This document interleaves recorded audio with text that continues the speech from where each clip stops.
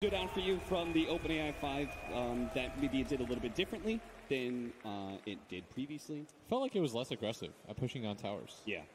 Than it previously was. And also, we were so used to seeing it go for tri-lanes. Being able to adapt to a 2-1-2 meta I thought was pretty interesting. I thought it did a much better job with the courier usage, like the way that it changed it. Yeah. They were still pretty competent with it. They did get it sniped a few times. Yeah, being able to adapt to, especially a hero like Axe, who's invisible, who could just one-shot it, feels like the courier died a lot in those situations. But overall, I think the OpenAI 5, what was interesting to me is that it didn't run down lanes as much once he was losing. It felt like it was a little bit more competent in being able to kind of slow down the game, even if it wasn't to its benefit. It wasn't trying to, as we would say, play to win, take certain risks to be able to achieve some sort of win. But at least it didn't run down lanes constantly like the Slark did. Yeah, absolutely. All right, well, that's it for OpenAI 5 versus... Talk about that match and also just OpenAI in general. We have Fogged, who's also had some experience with OpenAI 5, and also two members from OpenAI, Jakub and Shaman. Welcome to the desk. It's great to have you guys here. What were your initial thoughts watching that game and seeing how far OpenAI has come so far? It was exciting. Ever since we had the benchmark, people have been talking about the difference in playstyle between human players and 5. And to us, the fact that you can even talk about that difference is just amazing. So we are here on stage. The 5 just played an exciting game of actual Dota against Pain Gaming, one of the world's best teams. And this really is much further than we knew this technology could go when we started it. Oh, okay, right on. Yeah, it's come a long way. We were talking about it before the match started, right? Last year was just 1v1, and now it's already a pretty established 5v5. I mean, Shaman, what were your thoughts watching that game? Obviously, quite exciting, a lot of back and forth. Eventually, Pain Gaming took the win, but were you happy to see how the match played out?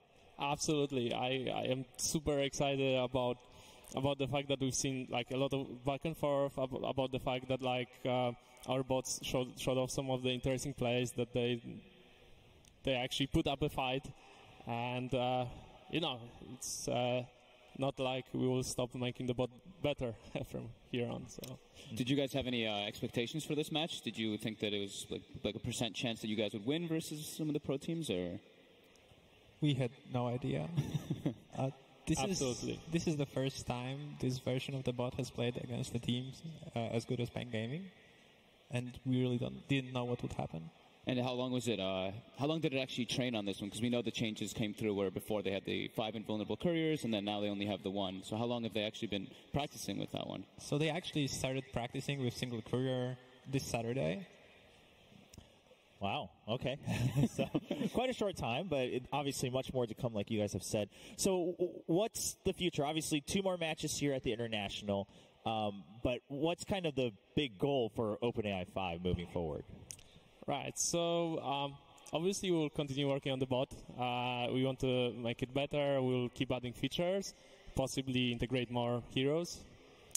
But after all, we are AI research lab, and our primary motivation is to create this sandbox for understanding artificial intelligent agents. And we're just so grateful to the Dota community to Valve for continuously making the game better, and to the pro gamers for just spending tens of thousands of hours just mastering the game so that we can compare against the best that humanity has to offer. And we really think exciting things will come out of this.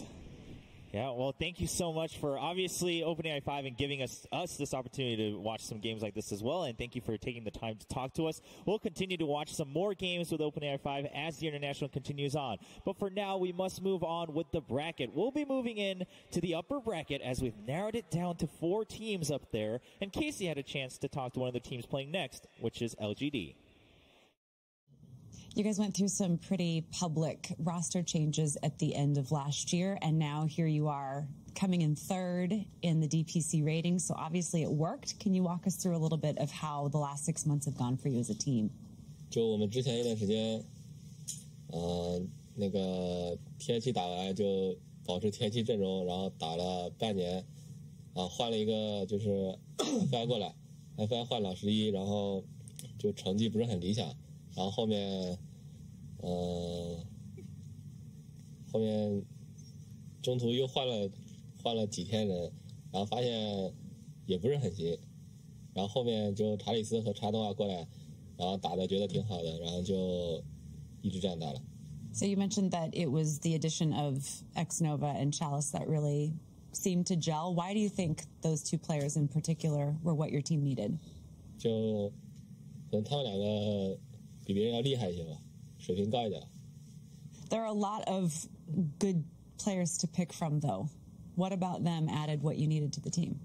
就他们的那个打法就跟我们比较有默契吧，打起来就打起来很舒服。然后有些人也打得很好，但是跟我们就是打不到一起去，打起来不舒服，就会打得不好。What has been the biggest lesson that you've learned playing together in the last 6 months? Was there any one tournament where you learned the most about what you needed to work on as a team before TI? SLI 第4赛季跟液体的决赛吧，然后之后我们就疯狂学习液体吧。Are there any teams that you think might give you the biggest challenge? 最大威胁应该都是Liquid跟 BP 吧，这两队。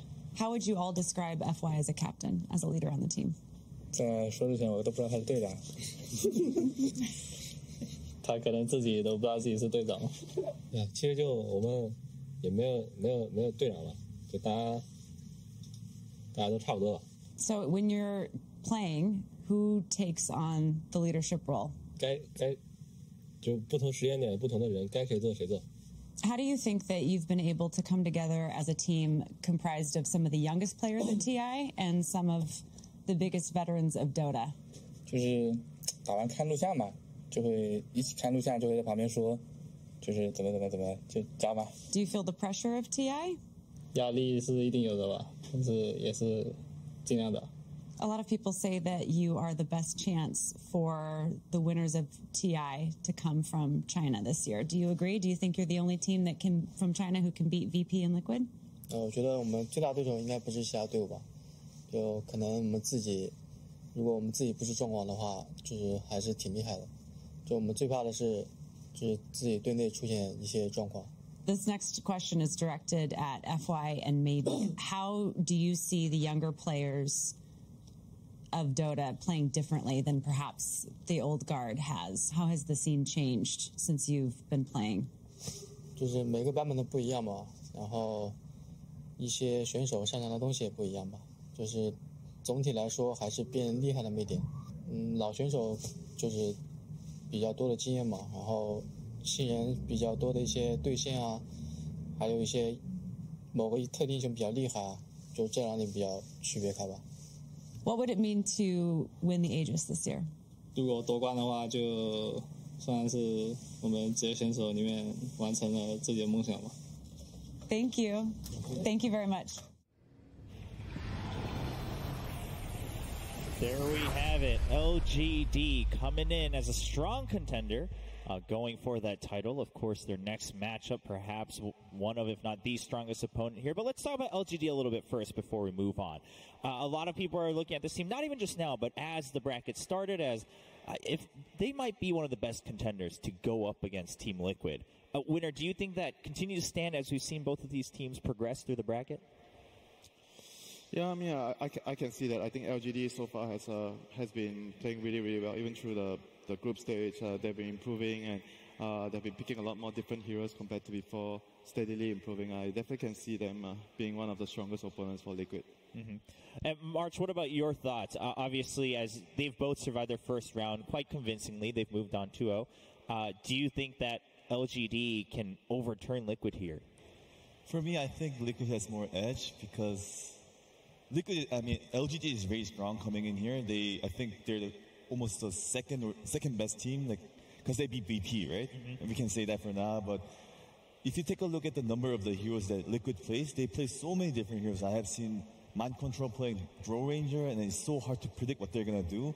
And Liquid being such a strong laner, I'm not sure like if LG has what it takes to win this game. Right on. Yeah, I mean, it seems like so much. It's always been so much about the draft, but as we're going through the international, we're seeing that evolve more and more. Well, the players are ready. We are in the upper bracket semifinals, and this first matchup will be between two very strong contenders. The first team to enter the arena will be LGD.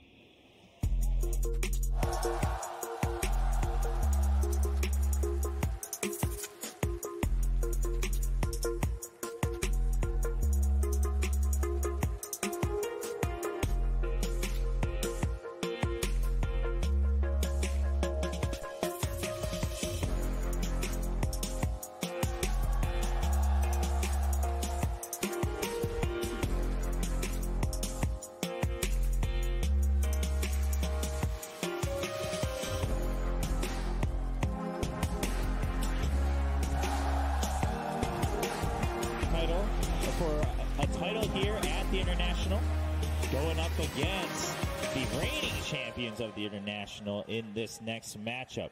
If there's anyone that's going to challenge Team Liquid, it might be LGD, and we're about to find out in this best of three as they go up against the reigning champions, Team Liquid.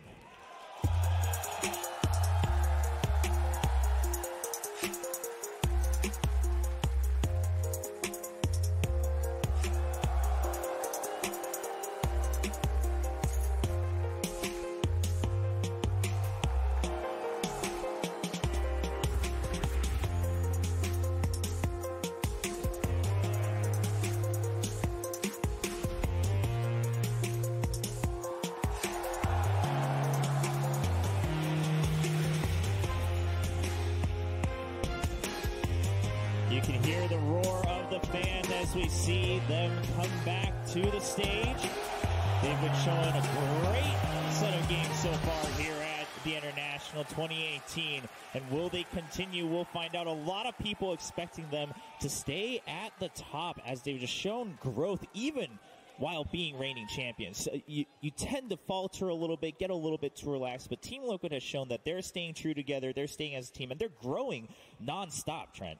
Yeah, and they kept their stride throughout most of the year. Maybe not on top of the DPC. Obviously, Virtus Pro took that title, but they finished strong at the Super Major, which is probably the best time to start peaking, right, leading into TI. And they still have a lot of their signature styles and traits. They have these very obnoxious heroes that are extremely difficult to deal with that can always come out in that very last phase, and that's something that all of these strong teams have. And I think something that LGD have also been trying to work into their drafts, too. I mean, these guys are crazy. Right after TI last year, I went home to Malaysia. I had Mind Control added on Steam. I went home, I went online, and I saw him playing Dota right after TI, after he went home. That's how dedicated those guys are. Yeah, and that's what it takes, right? I mean, you win. You can't just say, oh, well, I won, so I guess I'll take a 3-month break before I come back for the next season. I mean, it just never stops. And if you have that drive to want to be a back-to-back winner or a second winner another year, obviously you have to go on. But that shows a lot, I think, about who Team Liquid are and being able to stay as that team moving forward. Well, we always talk about, it's TI, right? Anything can happen at TI. The pressure's there. What has to happen for LGD? We hinted a little bit about the draft, but Winner, I mean, is it just something new we have to expect from the draft that we've never seen before, or is there something more that you think they can exploit against Team Liquid? I think LGD is probably going to just try to focus on themselves. We see that more from the Chinese teams. They don't really try to counter-pick too much, maybe if you compare to like Secret or Liquid. Where LGD would try to like focus on a plan. They have this pre-made plan for the game. You're going to see them pick their first few heroes really quickly, and they're just going to try to stick to their guns and ban the right heroes in the second phase. That's what I feel they would do. Okay. And March, that's what you were talking about, though, earlier, correct? If they just focus on themselves, while they might be able to play a game that they're used to, Liquid's probably a step or two ahead at that point.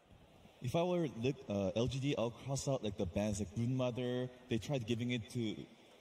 Actually, I'm not 100% sure about it. They gave them Brood and Io. Okay, so I think maybe they were LGD was trying to figure that out, thinking that they were going to beat them here, try it out. Like, do you think, like, feel it, and then do we think we can play against it in the main stage or not? They probably have decided it, and then they will either ban it or play against it, and that's what I think I'll try to do if I was LGD. Yeah. All right. And Trent, I mean, does it just have to be some type of miracle here for LGD and something that we can't expect, or do you think there's some concrete moves they can make? No, I mean, look at the opening of this winners bracket, right? Where was Liquid? They played up against Optic, pretty quick, 2-0, okay, expected. LGD, Virtus Pro, pretty decisive 2-0 as well. Virtus Pro, like, they made Virtus Pro not look like a top-tier team. They did not look like a top-tier team at all. And I think a lot of that came just from the overall game plan and vision. It looked extremely well planned out from LGD. We just kept talking through the entire game how they could see Virtus Pro everywhere. No matter where they went, they saw the movements coming, they planned accordingly, and if they can do that same sort of a battle up against Liquid, maybe focusing on some of those vision heroes, and maybe they can make Liquid look like fools too. Maybe. I mean, that's true, right? A lot of people, I think, expected, that's going to be the game as we start the main stage that might go to 3 games. And then LGD wrapped it up pretty quick and made short work of VP, moving on 2-0, as did Liquid against Optic. Well, let's talk a little bit on the Liquid side then. I mean, we keep kind of putting them on this pedestal, partly because they deserve to be there so far. But do you think that they'll continue to evolve, or do you think now that we're in the later stages, they'll kind of play it safe until, let's say, maybe they lose a game 1 and then they start to bring out some new cards? Maybe, possibly. Like, first game, you might see them, like, trying to give away, like, some hero that, LGD is going to, like, favor. I can see Liquid definitely doing that, because if you actually give them their best hero, the hero that they want, and they lose in the first game, the next game is probably going to be really, really easy on the mental side for you. So I could see that happening. One game, if it doesn't work, then the second game we'll probably see it not happening. Like, they just ban the hero that they think initially they could give it away to LGD. And what makes, what is it about Liquid, right, that makes everyone, whether it's experts or even fans, tend to say, they seem to be on a different level, right? They're a whole different team. They're the best team across 2 years. I mean, that's somewhat statistic-based, but what is it about them specifically? For me, I think it's the personal skill. If you take a look at their ranks before coming here, I don't think they're like top 1, 3, 4, 5 now, but coming into this TI, like, they were all ranked 1, 3, 4, 5, and you have a really good mastermind like Kuroki, and then they're like really versatile. Anyone can play any hero. Like, if you think about Draw Ranger that I mentioned, you assume that it's going to be either Matumbaman or Matumbaman or Miracle playing it, but they're often just takes it and plays it, and then he played really good in the game as well. Yeah. Going back to what Peter said in his interview, like, that's what you want as a drafter. He wants 4 really talented players around him. That's what Liquid are around Kuroki. Everyone can play any lane, play majority of the heroes, or almost every hero they can play, and it's free for Kuro to just draft and decide, this game, what do we want? It's very easy for him to make a plan for the game. Okay, so perhaps just that natural composition of players. I mean, does that mean whichever team beats Liquid now has the new formula and how to come up with a roster? What do you think, Trey? Knock them off their high horse. There you go. I mean, it's been some time, right? And like you said, sure, they had a little bit of an up and down as they moved on through the year, but they finished strong, which means they started strong because they're coming off of that win off of TI7, and then they continue to do a little well. They falter a little bit, and they finish real strong at the Super Major, and now they're here, and they don't look any weaker going into TI8. When I think about teams and, like, personalities and play styles, like, maybe you can identify certain parts of a team and you're like, they're very good at split pushing, or, this team, like, I think of, like, Newbie, like, man, these guys, they always control the Roche pit. That was, like, their play style for, like, half a year. Then I look at Liquid, and it feels like they can just do everything so well. If I had to pick one thing, it feels like they're never out of the game, no matter what. No other team is like that to me, to the point where you cannot relax against these guys. Because if you do, their timings, I would say. They're very good at the timing. That's true. That's what won them TI last year, was this idea of just like the Necrophos or the Aghanim Scepter on the Keeper of the Light. That sort of a strategy of just like hitting that perfect mark on those difficult strats. And that's what's caused a lot of teams to falter here. You think about TNC with that Pugna sort of a strat. That game, they had that game in the bag. It felt like they were going to win that, but they didn't hit their timing. And Liquid are someone who can not only hit those timings, but they'll punish you so hard if you don't hit yours. Yeah, and obviously with Team Liquid comes the whole story of, can they do it, right? Can they do back-to-back winners? Can they be back-to-back winners with the same 5 people? Can they be the first ones to win 2 titles, which, I know some people are a little torn on, right? It's exciting on one hand because it'd be the first, but at the same time, it's been kind of cool to see just new people come back and continue to come by with new rosters and win new titles, and that's in some ways been the beauty of the International, that it's that hard to continue winning. I mean, most of the people who don't want Liquid to win are the previous TI winners. You know, they okay. want to be the first ones to win it twice. Fair enough. Fair enough. You should have heard Denny back there. It was like, LGD, please. That's true. That's true. I saw that a little bit as well. Well, obviously, I think a lot of people are able to see that as well. As we just grow in TI, it's getting harder, right, for there to not be another back-to-back winner, whether it's individual or as a team.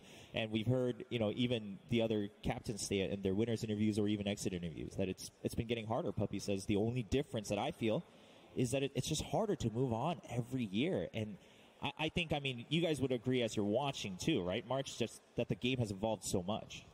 It definitely did. Like, I was trying to come back as a player prior to this TI, and then I was taking a look at the team and then analyzing the replay and what other people did, and then it just didn't feel the same. People were so much better, and then before I felt like, if I come back, I can take this team. But now that I look at it, are there any teams that I can actually win against? That's what I kind of felt. Yeah, you kind of can't stay out of touch for too long. I had a period of time where I stopped playing Dota for like half a year because I had to deal with my personal issues. And when I came back, I was like, what is happening? It took me like 1 year to like slowly regain the touch of the game, like the game sense and everything was so difficult. Why are you looking at me when you say that? I know it's been a couple years, but we're back. Well, the game is ready, so we don't need to worry about that because we're about to watch perhaps one of the most exciting matchups at the International 8. This is the upper bracket. PSG LGD versus Team Liquid. Game 1. Game 1 in a best of 3 in the upper bracket semifinals. The winner will continue on and be safe in the upper bracket, while the loser of this match will move down to the lower bracket. Best of 3 between the reigning champions and a strong contender in LGD. And the draft has kicked off. We will be seeing those picks come up soon.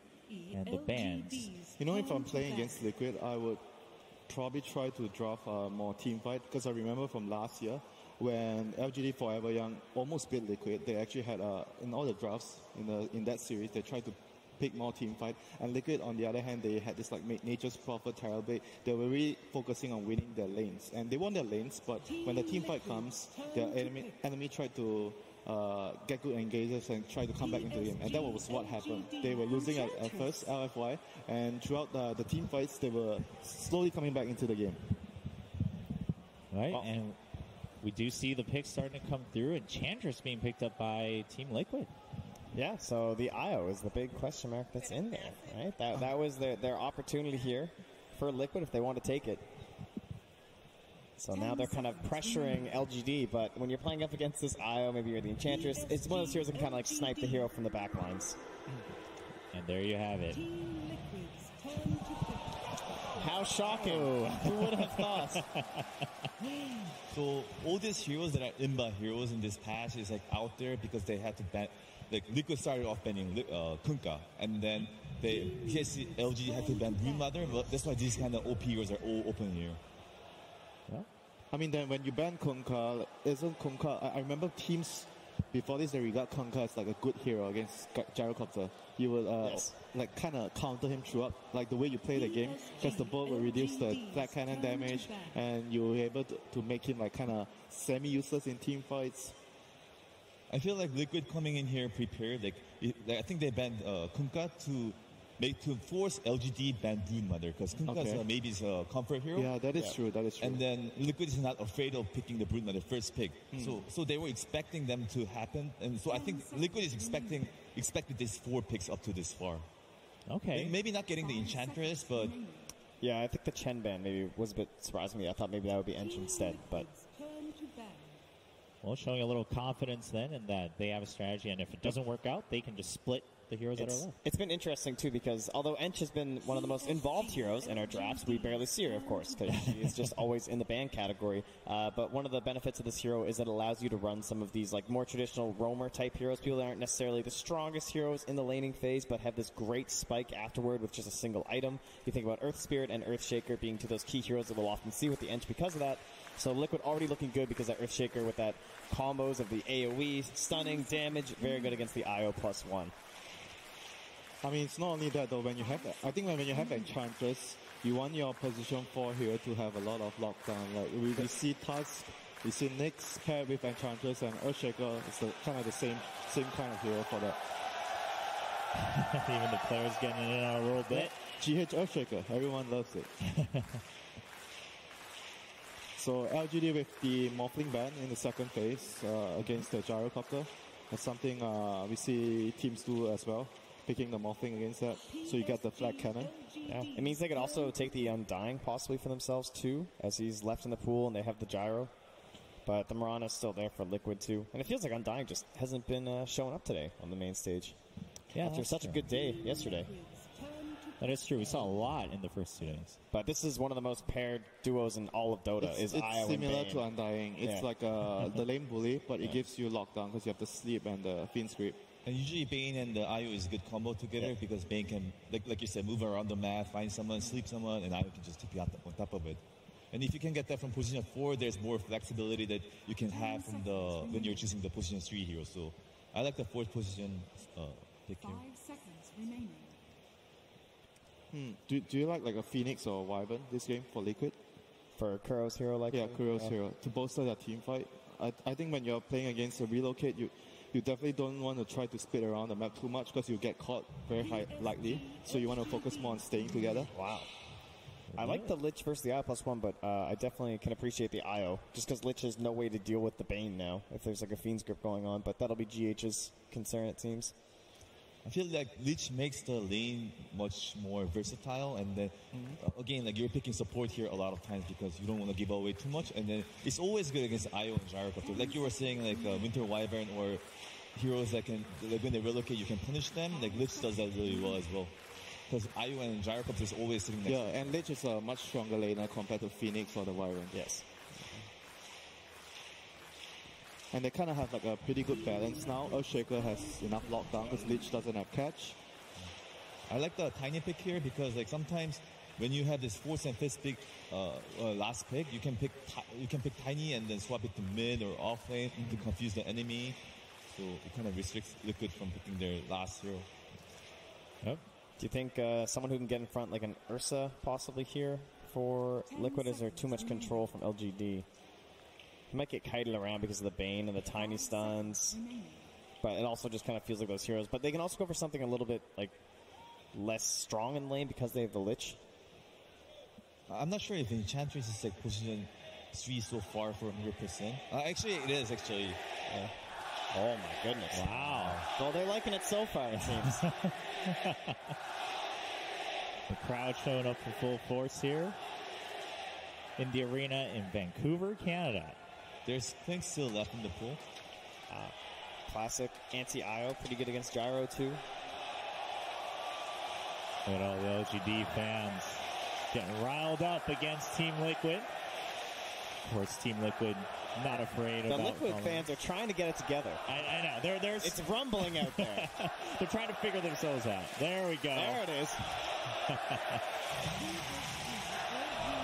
This is what it's about. I mean, this is when it starts to get really dicey. I mean, sure, we've had some elimination matches before, but as we see, the next pick has come out from Liquid on Necro. We're starting to get to the later stages of the International. There's a lot at stake here. So we're looking at the last bands, and of course, the very last picks waiting. What are we looking for here, Winner? I mean, what's missing on either side? Pretty open though, like March mentioned, the heroes can pretty much go to, like Necro can go mid, can go carry, same as the Tiny, like everything is like open for them, like the Tiny can go off lane, he can go mid, and we even saw Gyro off lane in the group stages in the previous series, so it's very hard to say what they want, and in this position you're definitely much more comfortable if you're LGD because you have the overall last pick. I think you need that miracle game winner, right? That's what this looks like. To me, I start to think towards the Invoker. Invoker, Alchemist, those are the heroes that you're looking at right now. Or maybe even a Husker. Probably. I actually really like the Invoker here. I think with Earthshaker and Necrophos. All right, well, we'll find out shortly. Team Liquid perhaps looking for something that secure them that win. Yep, the ban is going to tell you when Liquid bans. Maybe Liquid's still open, I guess. They can put Necrophos against Tiny if Tiny's mid. If it looks like Tiny's off, then you can send the Necrophos into safe lane as well. Yeah, I agree. I think you definitely want the Necro to go to the Tiny's lane to win that matchup. All right, LGD taking their time on this last ban. They're probably running through all the iterations as well. So far, Team Liquid needs Miracle's hero, and then they have these 4 heroes that are tanky, that have some controls, strong lanings, and then LGD thinks it's a Huskar for the Miracle. Interesting. All right, so the Huskar ban, Huskar was mentioned, so PSG LGD taking care of one of those options against Liquid. Yeah, you pretty much want a hero, ideally, that can utilize the Frost Armor from Lich. That would be ideal for them. That's why I was thinking about whether Alchemist would fit the bill for their entire lineup. Would it be too greedy? Would it be given enough space to farm? Because Lich can pretty much secure the early game for the Elk. And Enchantress is also another hero that could distract the opponent. You pressure the safe lane so much that the enemy has to deal with it, so your Elk is pretty much free to farm. And when you want to draft Elk, you want to have very strong side lanes, because you win the side lanes and you get the bounty runes, and that's going to put Elk in a very good position in the game. The other hero I think they played, the Bloodseeker 2, is still in, and that is someone who could abuse pretty heavily with like the Frost Armor. I'm running at people. I'm kind of thinking of picking maybe Ursa. If you pick Ursa here for the Team Liquid, then Tiny doesn't really have any good lanes to go at all, because you want to have a Gyro Cutting IO in the safe lane. And then, yeah, Ursa or Necrophos, both of them are really good against Tiny. So if you have Ursa, you probably want to put more farm priority on the Necro to carry the game. Maybe get a Radiance on him, since your cores are more like 3 semi-cores. Or they'll have to try and play that traditional Liquid timing and just try and really hit hard at that moment. But that can be very difficult against IO drafts. I feel like Earthshaker and Ursa is like something like we can Vine Fisher from the far away, and then you just jump in and then tries to burst him down. But at the same time, they have a Bane and like some controls from the side. A lot of saves. All right, the Lina ban coming up, and it's going to be PL. Venom Lancer. Okay. Well, that is definitely an anchor type hero, someone who can carry the game for you, goes a little bit later, you're still feeling a little bit safe. Maybe not the most common hero you think of versus IO. We were kind of listing all these big damage dealers, like you think of Weaver and Clinks, and PL tends to take a little while. PL counters would be heroes that can deal with the illusions. Ember Spirit, Timbersaw, those kind of heroes. Tinker. 5 seconds remaining. All right. Well, PSG LGD has a little bit more time left. I feel like Enchantress has not been dealt with, though. If you take a look, if Gyrocopter gets Aghanim stuff from the IO, he does a lot of damage to illusions, and then you have Tiny for the AoE damage somewhat. But Flash is a great hero against the PL. And Necrophos, too. And Enchantress. That's a really, really good last pick. Okay, so it kind of rounds it out for PSG LGD. Well, there we have it. That's the draft. All 10 heroes have been selected. We're about to head into the game. But before we go, now for a little extra angle, we're going to bring the Haas. How's it going? Thank you, Chobra. It is going great, and we are watching history. This will be Liquid Captain Kuroki's 800th career LAN match. If you look, there are 198 players with 100 or more Pro Dota 2 LAN games all time. Of those, the Liquid 5 players are top 5 all-time in win percentage. That Matumba Necrophos, he is 9-0 at TI. That is the most wins ever without a loss. That Liquid, that GH Earthshaker, he is 13-1. One more win ties him with Puppies Chen and Admiral Bulldog's Prophet for the most wins of any player-hero combination at TI. But let's not forget, we are going to see a maybe Leshrac. You go back to 3 years to TI5. He was beyond godlike, 9-0 in a group phase match at TI5. No player on either side had a kill. That has never happened in a Pro Dota 2 match before or since. The defending TI champions against the last best hope for Chinese Dota. Give it up for Dota Capitalist and Blitz. You know what, Blitz? Chanting wars is one of the most iconic things for me in the International, because here in this stadium, we have fans from all over the world supporting every single one of the teams here. And to be able to hear the teams voice their support for their teams is my favorite part about TI. And I'm already reminiscing a little bit back to EG versus eHome. That was one of the loudest crowds I've ever heard. And this crowd, between Liquid fans and LGD fans, is already giving me a rush. Ooh, I live for this. Game number 1, boys and girls, Liquid versus LGD. These are the two, I would say, two of the top 3 teams, right? Yes. Going into this tournament, Liquid, everybody had them in the top 3. LGD absolutely should be there as well. Virtus Pro would be a 3rd team, of course, and they have kind of suffered an early setback there in the lower bracket. These two, though, have remained dominant in the upper bracket. One of them is going to get knocked down here. Yeah, a lot of the pros that I've talked to that have been knocked out of this tournament said this is the real finals. We might see this once again, as these are the 2 teams out of 3 alongside VP that a lot of teams predicted to get to the finals, and they're meeting here early. It's LGD, a lot of team fight on their side. They've picked the Gyro Wisp for themselves quite a bit in the group stage. They were largely successful. They've got the maybe Leshrac to counter up a lot of the heroes on the side of Liquid. The Phantom Lancer in the mid game, the Necrophos. It's good against the Enchantress. There is a part of the game where I feel like he fades off quite a bit, especially it's when the Phantom Lancer hits his heart. Around that timing, it's going to be a little bit more awkward for him. So I'd imagine that PSG LGD, they want to try to get aggressive a little bit earlier. The fight over the bounty runes is going to come in. Gyrocopter and Wisp going to try and contest. Mind Control, who goes for the early heal and will not be able to grant it. PSG LGD snatches it away from Mind Control. And so they will be able to start with an early net worth lead. 3 out of the 4 bounty runes going into their hands. Of course, a big shout out to our 3rd member of the casting team. That is going to be Scriff on the ops for us. I have to say, Glitz, I'm looking at this and I see a Phantom Lancer who's picked into Gyrocopter and Tiny. And then also a Leshrac picked up after that Phantom Lancer. It feels like if this game can't beat a Phantom Lancer, if all of these sort of half measures can't combine deal with this hero, then maybe some teams just got to start banning it out. Yeah, it's going to be an annoying hero in this game. In the early game, though, that's why I figure PSG LGD will have the advantage. They've got a lot of magic burst damage, a good mix, some physical damage in the Gyrocopter.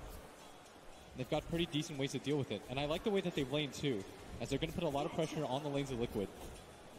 Let's dial it back to the start of the draft, actually. We had an Enchantress pickup, but it means they gave away the Gyrocopter Wisp lineup, which very few teams are willing to do in the group stage, and even less so once we headed into playoffs. We're going to see Mind Control. Not only pops the heal, and GH will help him tank a little bit, so not going to have an easy kill available for Ame and FY. What are your thoughts on the Wisp Gyrocopter? Is it worth giving away this combination? I think that Enchantress is probably the best laner in Dota right now, at least in the offlane. No one can really contest her. You see that even with the magic burst damage of the Rocket Barrage, she out-heals it almost entirely. And Mind Control can just trade hits with pretty much anybody on the map. Even Ursa lanes aren't really too problematic for Enchantress. But when it comes to the mid-game, the potential damage is there as X-Nova makes the rotation in. Thought maybe he was coming in from behind, going to set up a Nightmare. No, he's only level 1, so only the Brain Sap is available to him. And Kuro going to make his way back here as we're going to see some 2-1-2 action. And that's going to leave the Tiny one-on-one against Matama Man's Necrophos. Not the best idea I've ever seen. Yeah, it seems to be going really well for the Tiny so far. 10-4 compared to the Necrophos, who's 6-0. Large creep wave pushing into the Gyrocopter, who may struggle to be able to get some of those last hits against the tower. Kuro returns with the haste rune. Managed to get a facial block. This could be our first blood. X-Nova turns, managed to get the brain step off. A Nightmare TP up. They wake up Miracle, but it's not enough. Beautiful play there from X-Nova. He knows he just outplayed Liquid pretty hard. The instant reaction is he did not hesitate whatsoever. But the top lane, Mind Control, continuing to get hit by the Rocket Barrage, doesn't care, runs in, hits FY back. As Ame getting aggressive now. The flat cannon shots as well as the Rocket Barrage. It's still not enough to intimidate Mind Control, especially since he's got GH by his side. Earthshaker probably being one of the better supports to play with that Enchantress. Yeah. It works both ways, though, just because the Gyrocopter can use the flat cannon to attack the creeps instead to get some harass out. It does mean that you're going to push in the wave and allow Mind Control to just get free XP. And this is always kind of the bitter thing about playing against Enchantress when she's off lane. Right. You're never really winning the lane. FY, of course, no boots as he's natural. It's going to go for that fast low ring. Bottom lane, Matumba Man going to be tossed up in the air. Chalice does not try and stick around for more hits, knowing that Matumba Man can turn it around, has the ghost shot, has plenty of magic stick charges, and could get a death pulse off as a result. What about this mid Somnus Leshrac for PSG LGD? We haven't seen a whole lot of this hero. Obviously, it's picked up to try and deal with this Phantom Lancer. But outside of that, do you think it's a good hero to pick up right now? I think it's just really good for this specific game because he counters all three of the cores on the side of Liquid before they get BKBs or Force Staffs. Right. And that's usually why you're going to pick up a hero like Leshrac. Good magic burst. Doesn't rely on any physical damage. He's got a good mix of it too, though, with the Diabolic Edict and his level 25 talent. The downside of this hero is he's very squishy. He's very item dependent. As Kuro going to run into X-Nova, who picks up the Invis first. Kuro was trying to deny it. Not the case here, though. I'm not sure if X-Nova is really going to do a whole lot with that Invis rune. 4 minutes in, and we've had little pokes and prods back and forth, but no first blood just yet. Maybe over the 5-minute bounty runes that are coming in 40 seconds, we'll see something. X-Nova is just chilling out here. You notice maybe Kuro's going to be out of position, gets leapt up. Now Somnus going to be able to hit the two-man stun. Basically through the Nightmare onto Miracle. Kuro tries to turn with a Fairy Fire, survives a little bit longer. That's going to be your first blood, but Somnus will take a lot of damage in return. May still end up dying with a Chan Totem hit. That's going to be enough. Miracle will claim that kill. Might be able to get back to the wall. Nice body blocking. They do manage to hit the aftershock stun. With the Lance coming in, slowing down X-Nova. Turns around, gets off the brain sap though, and back to the tower radius he goes, so he will survive. 1-for-1 trade-off, but it is PSG LGD. Lose their core, but do manage to get the first blood. Chalice is beating back Matumba Man, making sure that he's going to toss him away. Toss him into the tower. Matumba Man responds by popping a Ghost Shroud. It is going to be both the bounty runes? Maybe. It's going to be a close call. GH is going to have to fish her now. Chalice does manage to get it. X-Nova is backing him up. Chalice is going to try and retreat. GH does not go for a Fisher block. Still, this bottom lane, very successful for the Necro as predicted. It's okay for the Tiny early because you can trade hits out, but eventually you will just get harassed out. Yeah. In one-on-one matchups, this is where Necro thrives. You have the ability to almost always trade evenly or better. And the amount of regen that you just put out, you don't have to ferry yourself salves. You don't have to buy a bottle for yourself. You can just kind of sit here. You get a few last hits. He's Bloodseeker with a harass mechanic built in. It's pretty crazy how far ahead he was in CS to start the lane, but now that the Necrophos is really rolling forward, he is now second in the CF chart. We do have GH who's going to try and go for the body block to manage to get the Fisher. That is blocking in Somnus. He's going to need the help of X-Nova, but can't really retreat. He has to turn and fight. Doesn't need the split Earth. Miracle actually dodges that one. He gets 4 lightnings out, but he still ends up falling. Beautiful rotation by GH and an even better Fisher. Oh, and here comes Miracle with a Phantom Rush with a double damage. Just pokes X-Nova once.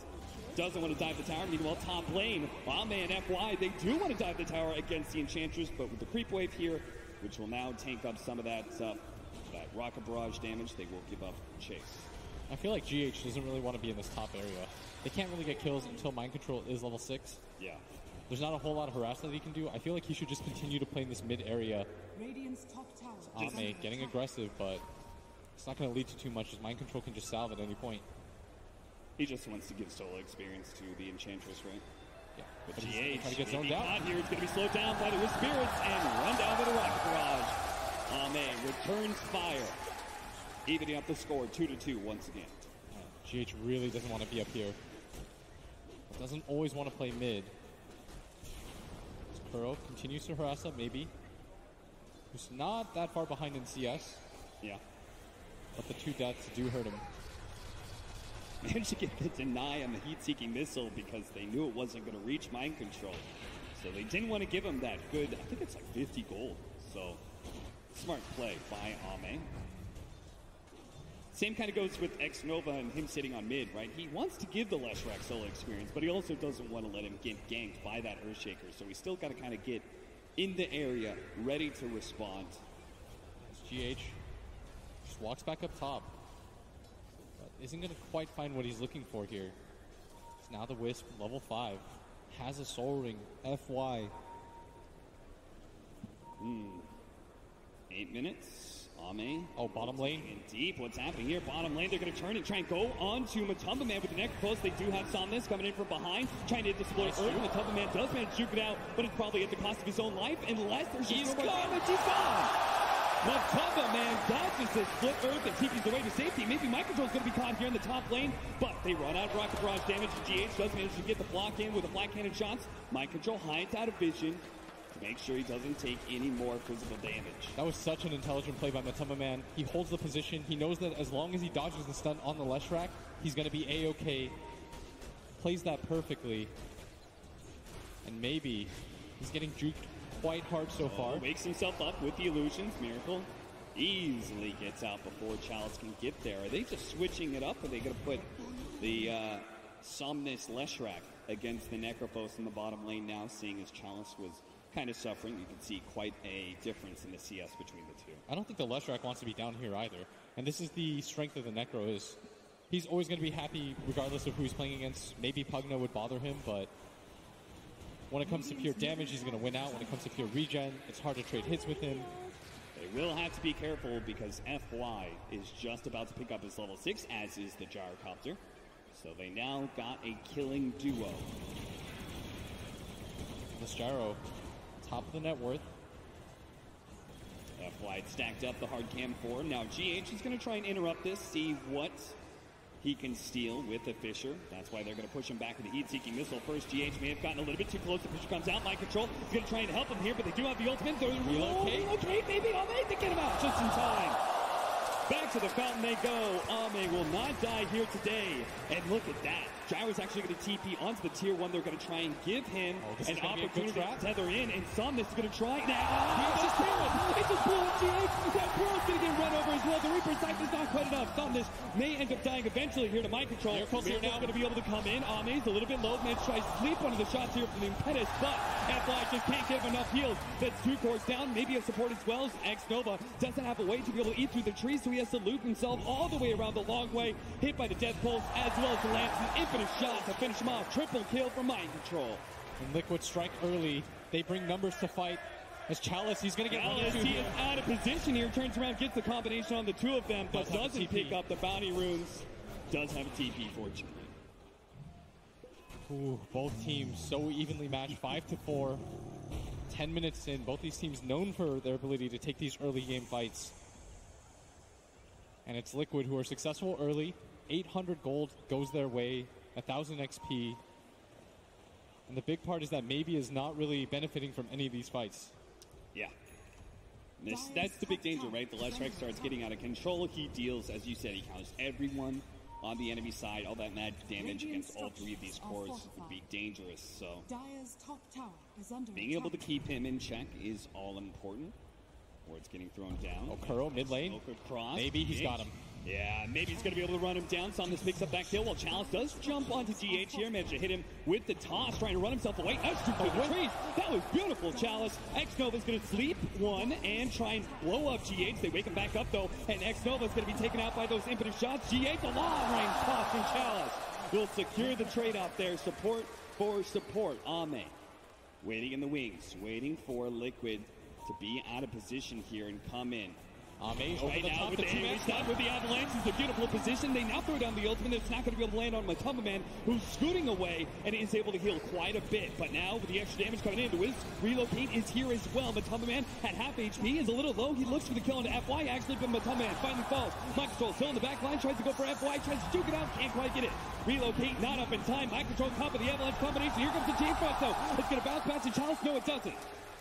Ame far enough away, and now they go for the heat-seeking missile. Maybe they still chase down these supports. And now it's LGD that bring full force over the top. Ame with the perfect positioning, sandwiching Liquid, leaving them no choice but to fight.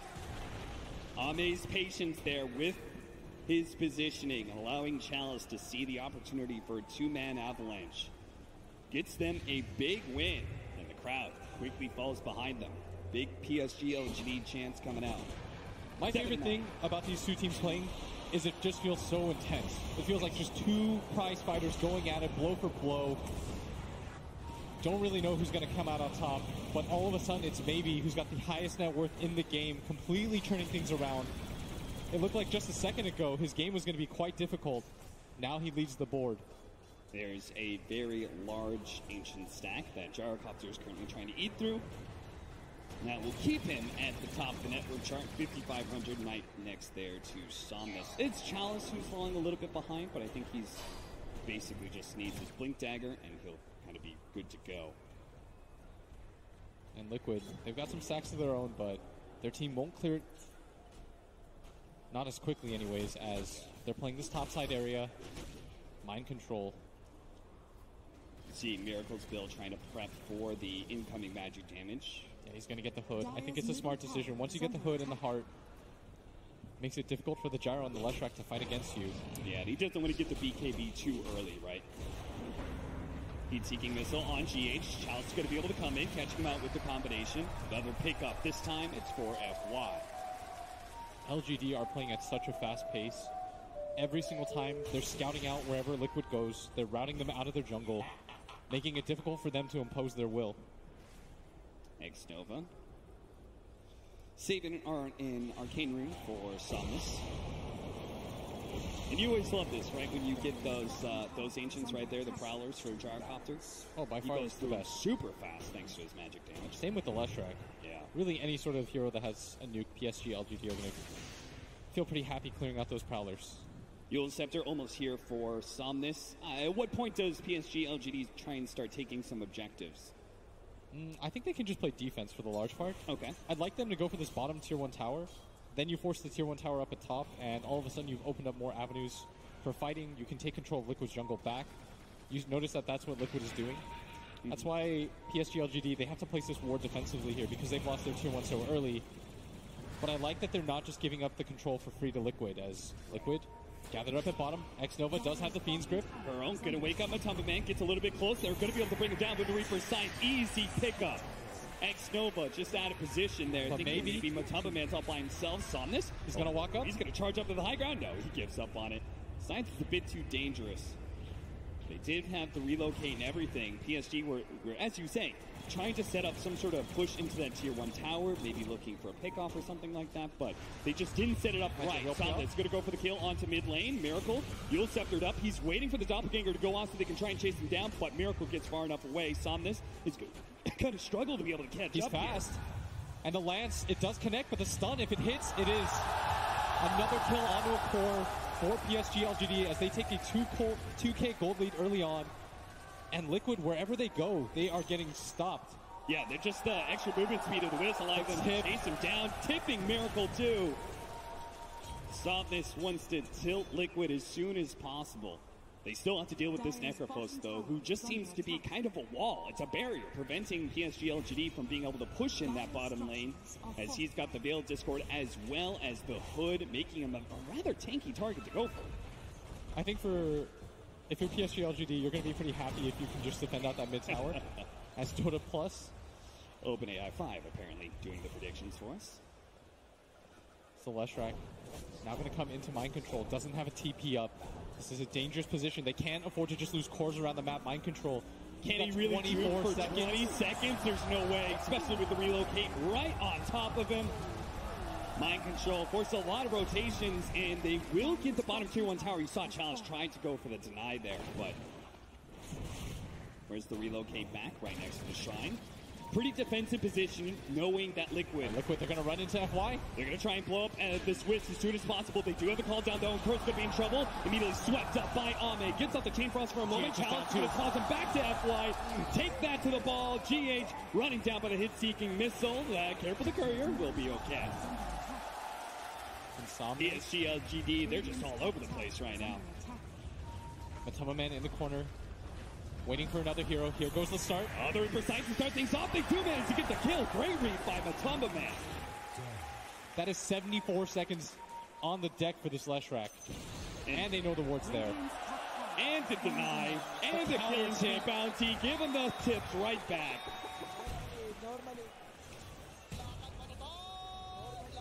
Chalice trying to push out the bottom lane. Burrow will stand in front of it. Doesn't have Chain Frost, though. He's going to spot it out now by the Spirits. Kuro, he's dead. None of his team is going to try and bail him out of this one. Those chants end almost immediately. PSG, LGD looking to shut the fans up and just take down the towers. They still hold the net worth lead of 3,000. supports now. They're going to free up a lot of the map control. As long as they keep this mid-tier 1 tower alive for themselves, it's going to be a lot easier for them to play. They can play around this bottom shrine area too. Matumbaman, Avalanche, toss back underneath that tier 2. If they get any more disables, Matumbaman's going to be in serious trouble. Pops a Hood of Defiance, but he can't really get away. There's just too much magic damage. Heat-seeking missile lands. Now GH run in, trying to hit that Echo Slam. Only hits it on 2. Victor on 2. Matumbaman still alive somehow. Miracle's going to come in. Chalice beats him down, though. Hame does have a flip. They deal with the Avalanche. It buys him more time. Avalanche's going to heal him up. And Miracle, he may just have to give up on this kill. He has a Doppelganger. Instead, he's going to turn on to Chalice, who has no mana. Ame, Doppelganger goes out, and now he's trying to decide which one he's going to go for. Is it Ame or Chalice? Commits to Ame, does manage to get that kill. Miracle, lower. Chalice comes in, just swinging at him, will be able to get the kill. Chalice, no mana required to pick this one up. Kuro's up next. PSG LGD have effectively wiped Liquid in 2 parts of the map. They are denying them every section of this map. If Liquid goes top, PSG LGD are immediately there. They've got their own hit squad to find Kuro on the way up. A pipe now up for FY. That's going to make things very difficult for Liquid in the next team fights, and it was already looking hard. Still, Miracle, very strong at fighting. He needs items, though. You saw him try to take on everybody 3-on-1. Almost did it. The Tiny was out of mana. Barely wasn't able to hold on. Maybe 100 HP from being able to win that fight 3-on-1. And we do have to reiterate, we're going to see that one again, is that toss back. Chalice is so good with the tosses in this game.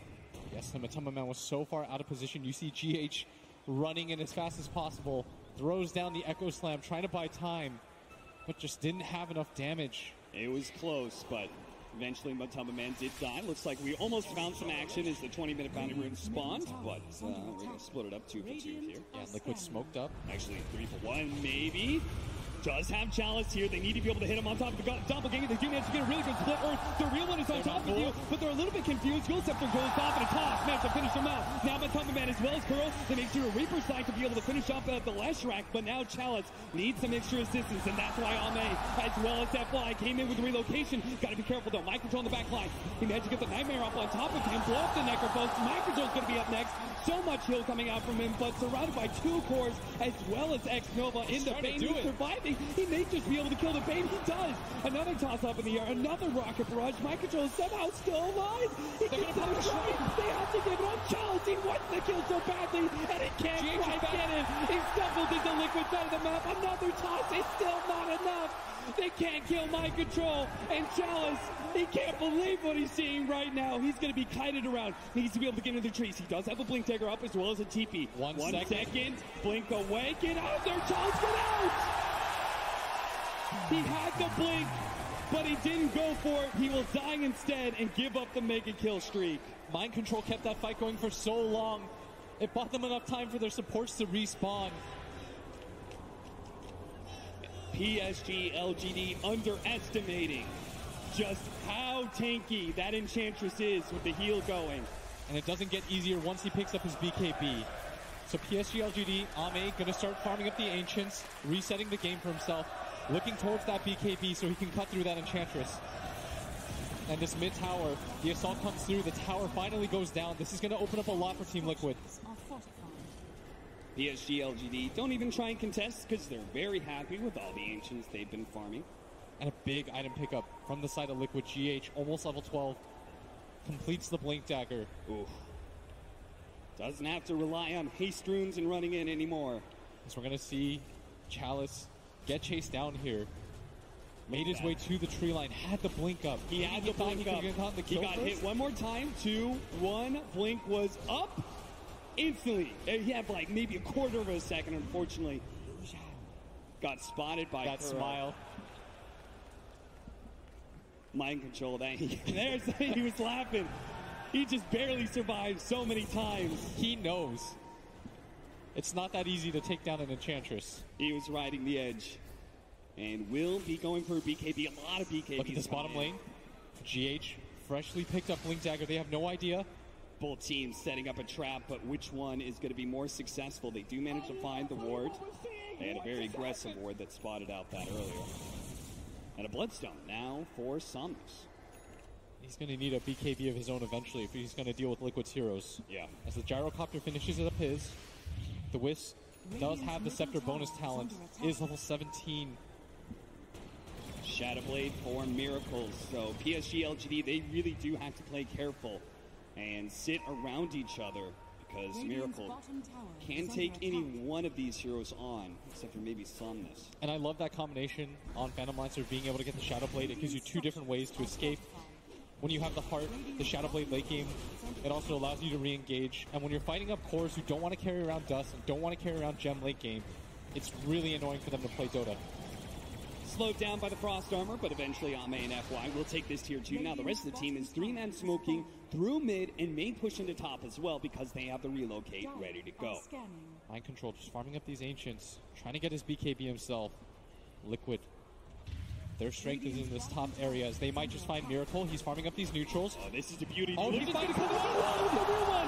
Chalice, he misses out on Miracle as well. The Shadow Blade away. And this is his opportunity. He's going to try and go for the kill on X Nova. Waves him up with the illusion. Dodges the split earth and will be able to take him. Now Thomas going to be targeted by EG8. Managed to get the Ever Slam. The Chain Frost going up as well, but a Yule Scepter. And there's just not enough damage. Matama Man tries to come in for the side. Chain Frost still bouncing around. It's still hitting them, but he can't get off the Reaper's side. He can't bring anybody down. Maybe Miracle can do it. He throws the illusions onto Chalice, taking away all of his mana, but he has to retreat. Mind Control as well. A stun, they don't have it. Only 3 die from the side of Liquid, but it is still another one team fight from PSG LGD. The reveal of the BKB was way too strong, and even though X Nova whiffs, they're still successful in that team fight. They're immediately going to go in for the Roshan, and Liquid, they have to know about this. Your entire team is going to walk into this pit. It's going to go pretty fast. Liquid, 3 heroes dead. How do you defend this? Yeah, impossible to be able to defend. The TP's coming in. GH is just going to be a bit too late. That's going to be the first Roshan of the game. Going to PSG LGD. And that's going to be a 6k gold lead at 25 minutes. Not insurmountable. We've seen teams do a lot bigger comebacks. He's trying to set up one of those pickoffs right now with GH. Now, they may not have Echo Slam, but even just one stun can go a long ways with Phantom Lancer's damage. They need more time for this Phantom Lancer right now. Yeah. He needs to get his 3rd and 4th item. That's when he's going to get really powerful. At this phase of the game, it's not easy for him to engage into the Gyrocopter Flat Cannon. 14 to 25, 7,000 gold lead. A Mjolnir being built by this Gyrocopter with the level 15 talents on the Wisp. That will be a lot of lightning shots coming out. Good, really good way to deal with this Phantom Lancer. Even the Enchantress and the Nectar Boats are going to have issues with that. They're going to need to get a BKB on Mind Control before they take another fight. He's quite close to it. You see that Matama Man starting to change his itemization a little bit, going for the Aeon Disc. I think he's realized that all these defensive items don't really help him against that BKB Gyrocopter. Do you think that all these sort of middling items that he picked up, because we're going to watch PSG, LGD, smoke up. They're going to wait on the high ground with Matama Man. They're just going to farm this Ancient stack, apparently. They've got a DD rune. I think they wanted to utilize it with their Aegis. Yeah. But an Ancient stack is still a healthy amount of gold to farm. And PSG LGD are in position to put some damage on this tier 2. Liquid's not really in position. They want to be able to try and split push, right? As much as possible, buy time for the Phantom. Look how fast that tower goes down, though. Oof. A sign of things to come. This is that combination that's so strong. The Wisp Gyro. They will take your towers quickly. Ame, next up, Satanic, huge for him. So he's already got the damage with the Mjolnir as well as the Aghanim's bonus from the Wisp. He gets the extra HP and basically an extra life from that Satanic. Things are going to be really difficult. FY might just get executed real quickly. No tether, no opportunity. GH gets him stun locked. FY just wanders a little bit too far from his partner in Ame. Going to get a nice chunk of changes, maybe. Going to deal with this bottom lane in response. But Liquid, they needed something like that, and that was a spree. Chalice is trying to work towards a Shadow Blade. What kind of spree did FY have? Dominating streak. That's 533 gold. Oof. That man is 5, 2, and 12 right now. Damn. That is a healthy Wisp. They're going to go for top push for the Leshrac. That's a big one. He went the Takey Talons too. He wants to just get in the middle of everything. Tank up Miracle. Gonna grab a tier 2 tower for free. LGD not willing to fight. 4 on 5. Dire's top tower has fallen. If you're PSG LGD, right, you're definitely thinking about how you're going to be ending the game, right? You don't want to let this game draw out too late, let the Phantom Lancer get to his peak. What does that look like, though? Do you think you have to wait for Roshan number 2? Yes, absolutely. If you want to go high ground with this gyrocopter, why risk it? You've got so much map control. You've taken all but one tier 2 tower. The game is still in your favor, as reflected by the gold graph. Yeah. And it's not like your heroes don't continue to scale. Oh, look at this 10 move. minutes. They're going to go for the smoke, connect to this bottom lane. They've got the Wisp Gyro combination that can always come over the top with the relocate. Nothing that'll stop them. And if they can take that fight right in front of that mid-tower area, maybe they can just go high ground as Miracle.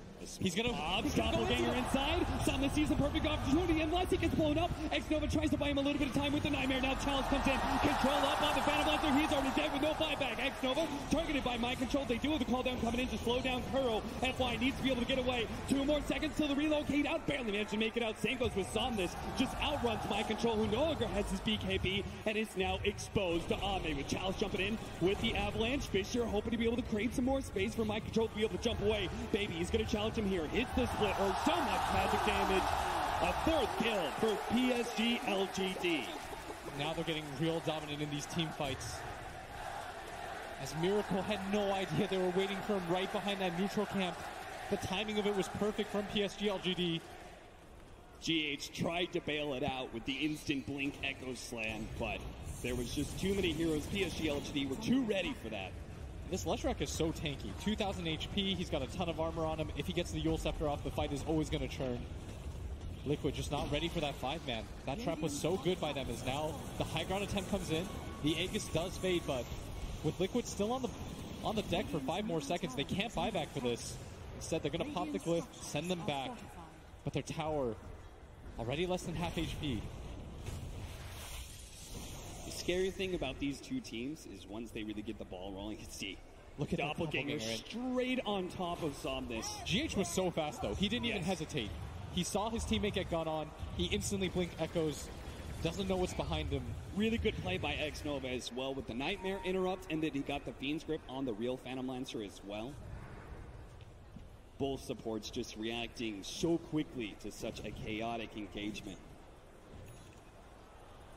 Tumbaman not going to be feeling too good about this game with a PSG LGD holding a 14,000 gold lead now. Yeah, and I don't really know how Liquid takes these team fights anymore. Yeah. None of their cores seem very effective. As Matama-man has had to build only defensive items. That's why he's going back for the dig on, but won't get it anytime soon, as he just can't show himself on the map anymore. You see that Chalice? He's picked up the Shadow Blade. He represents a real threat on the map. The Wisp relocate means that if he catches any one hero by themselves, it instantly turns in PSG LGD's favor. I mean, they haven't even really gotten close to killing Ame lately, and he's almost got that Satanic, which is super scary. We are going to go for another 3-man smoke with the Wisp and Gyrocopter, a little bit separated, but this time around, they may run into Liquid. They're going to need the rest of their team here soon. Ame, his smoke pops. This is a long trek.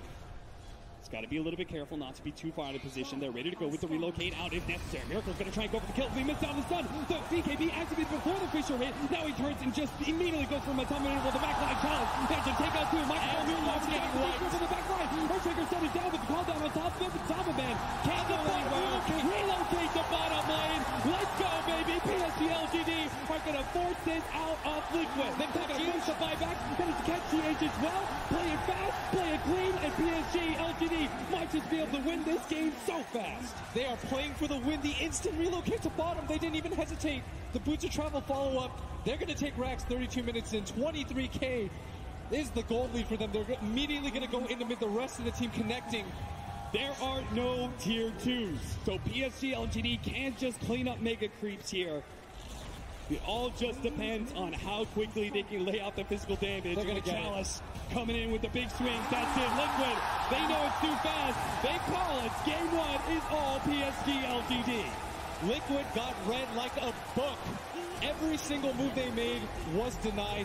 Any trick they made into the jungle was scouted out. A very thorough victory. PSG LGD looking so good on this main stage. And I have to say, some part of it was the wrist gyrocopter, man. That combo looked unstoppable, and the way they played around it, too, so smart with the constant three-man smoke aggression with the relocate always ready to go. Honestly, every part of PSG LGD, whether it's the execution or the strategy, looks fantastic here. Yeah, and things haven't been easy for them. Their first matchup against VP, now they get Liquid, a murderer's row, but they are making it look easy. Cannot wait for the rest of this series, LGD. I mean, it was only a, 33-minute game, but it started off super close. And then we started getting in a little bit more of a lead. LGD just really knew how to control a game once they got a lead. So for that, we go to our analysts now, breaking down PSG LGD and their victory. Thank you very much, gentlemen. What a game one in this best-of-3 series. PSG LGD coming out in full force and just knocking down that game. They take the first game and move up 1-0. Winner, what are your thoughts? Experiment failure. They gave away the whist and they lost. I think you're just going to put a damper on it like that? Like, oh, it's just an experiment for Team Liquid. No big deal. Yeah, obviously, it's not just that. But LGD definitely proved that they could play the hero. They played really well around it. They have a very solid draft. Like we mentioned when we saw the 10th Leshrac pick, it was the pick that could solve the problems that their draft had. It fit really well with the lineup, gave them a lot of AoE, gave them a lot of burst to kill the PL. It was just a really good draft by LGD. Yeah, but I mean, let's talk about the draft a little bit, right? There were some questions that remained unanswered, I think, with the last picks on either side, the PL and the Leshrac. March, what are your thoughts now, having seen how it plays out? I kind of wanted to talk about where Liquid focused on the drafting phase. Like they picked Earthshaker and this Lich, where they make their side lanes and the mid lanes really flexible. So they focus on winning all those 3 lanes. And at the beginning, these lanes looked really good for the Liquid side, and then they had some kind of advantage.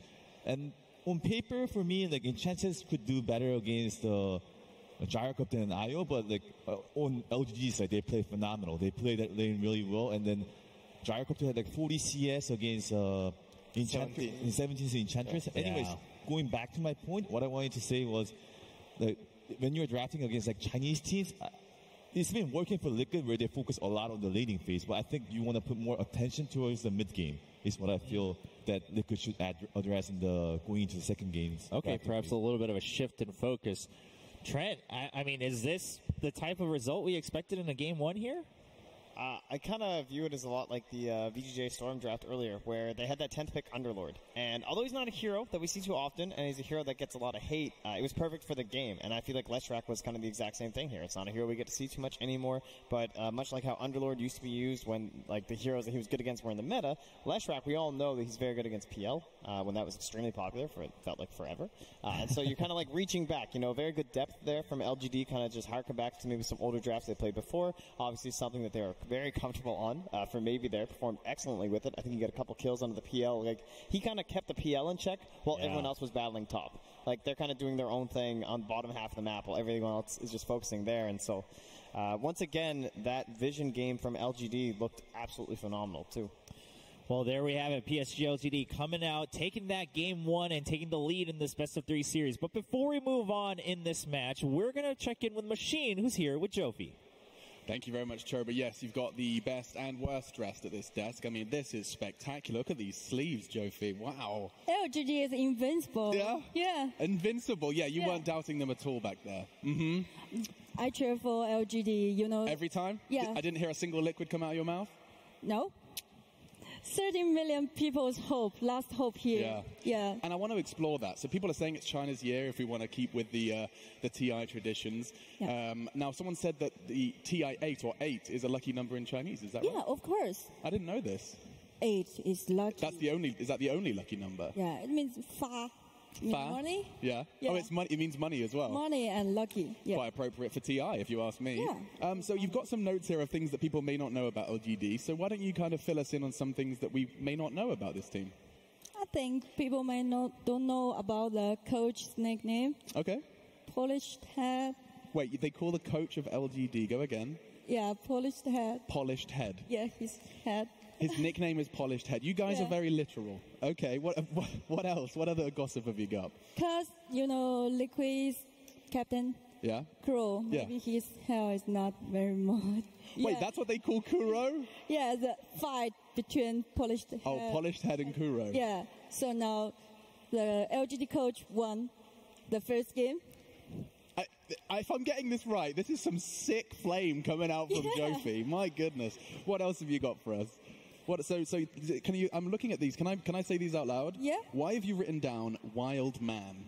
It's for maybe. Okay. Because I think a few months ago his beard was very long. Yeah. And he wanna win a game, and then he will shave that. Wait, he grew his beard until he won a game. Yeah, and he did it. Yeah. Yeah, he won a lot of tournaments. So he stays clean shaven. Yeah, and he's from Champing. It's an old place, and we always call him Champing Wild Man. Champing Wild Man. Yeah, So he looked wild. like Tom Hanks from Castaway at one Yeah. point. One more last question, because there's so many interesting things here. I've seen that you've written LGD as invincible. Of course. Yeah, invincible. Yeah. But they are China's last hope. And how is China did they expect LGD to be the best team from their region here at TI? Yeah, of course, everyone said you don't need to watch the game and just go to sleep. And when you wake up, the win is come out. Yeah. Yeah. You don't need to watch the game. You don't need to watch. It's just going to happen. Yeah. But everyone watch the game now. And there's a lot of LGD fans. Are they still around? Where are you? My goodness. Yeah, they've got plenty of fans from here at the desk, and we're going to head right on back there as well. Choba, it's back to you, dude. All right. Thank you very much, and thank you, Jofi, for some insight into PSG LGD and the community. Polished Head currently now 1-0 up against Kuroki. That's a fight. That's a fight of the century, I think. So that's I heard up there's there. something you don't talk about, right? That's one of the ruling Koreans for me. That's true. All right. So, well, we do have the game going on. Obviously, it's a best of 3, but we talked about it briefly, right? We talked about the draft. We talked about, okay, Team Liquid maybe, just going kind of standard, leaving things open, seeing how game 1 plays out. But I have to say that loss can't feel too good, even if you were confident knowing that you have a plan going forward. Yeah, but I think it's important for a team of championship caliber to do that. You need to be able to break your opponents at their best heroes. That will give you a decisive edge. Let's say they meet again, they lose here, they meet again in the BO5 later on. It's going to help, having this information. We tried this, it didn't work, and you cross out one, you can try another thing. Oh, that's a very long game that you're playing in a very, very important tournament. But perhaps that's what it takes to be a champion. Obviously, they're no strangers to trying to battle through and win a title. Trent, what are your thoughts? Do you think Liquid won't let this get to them too much?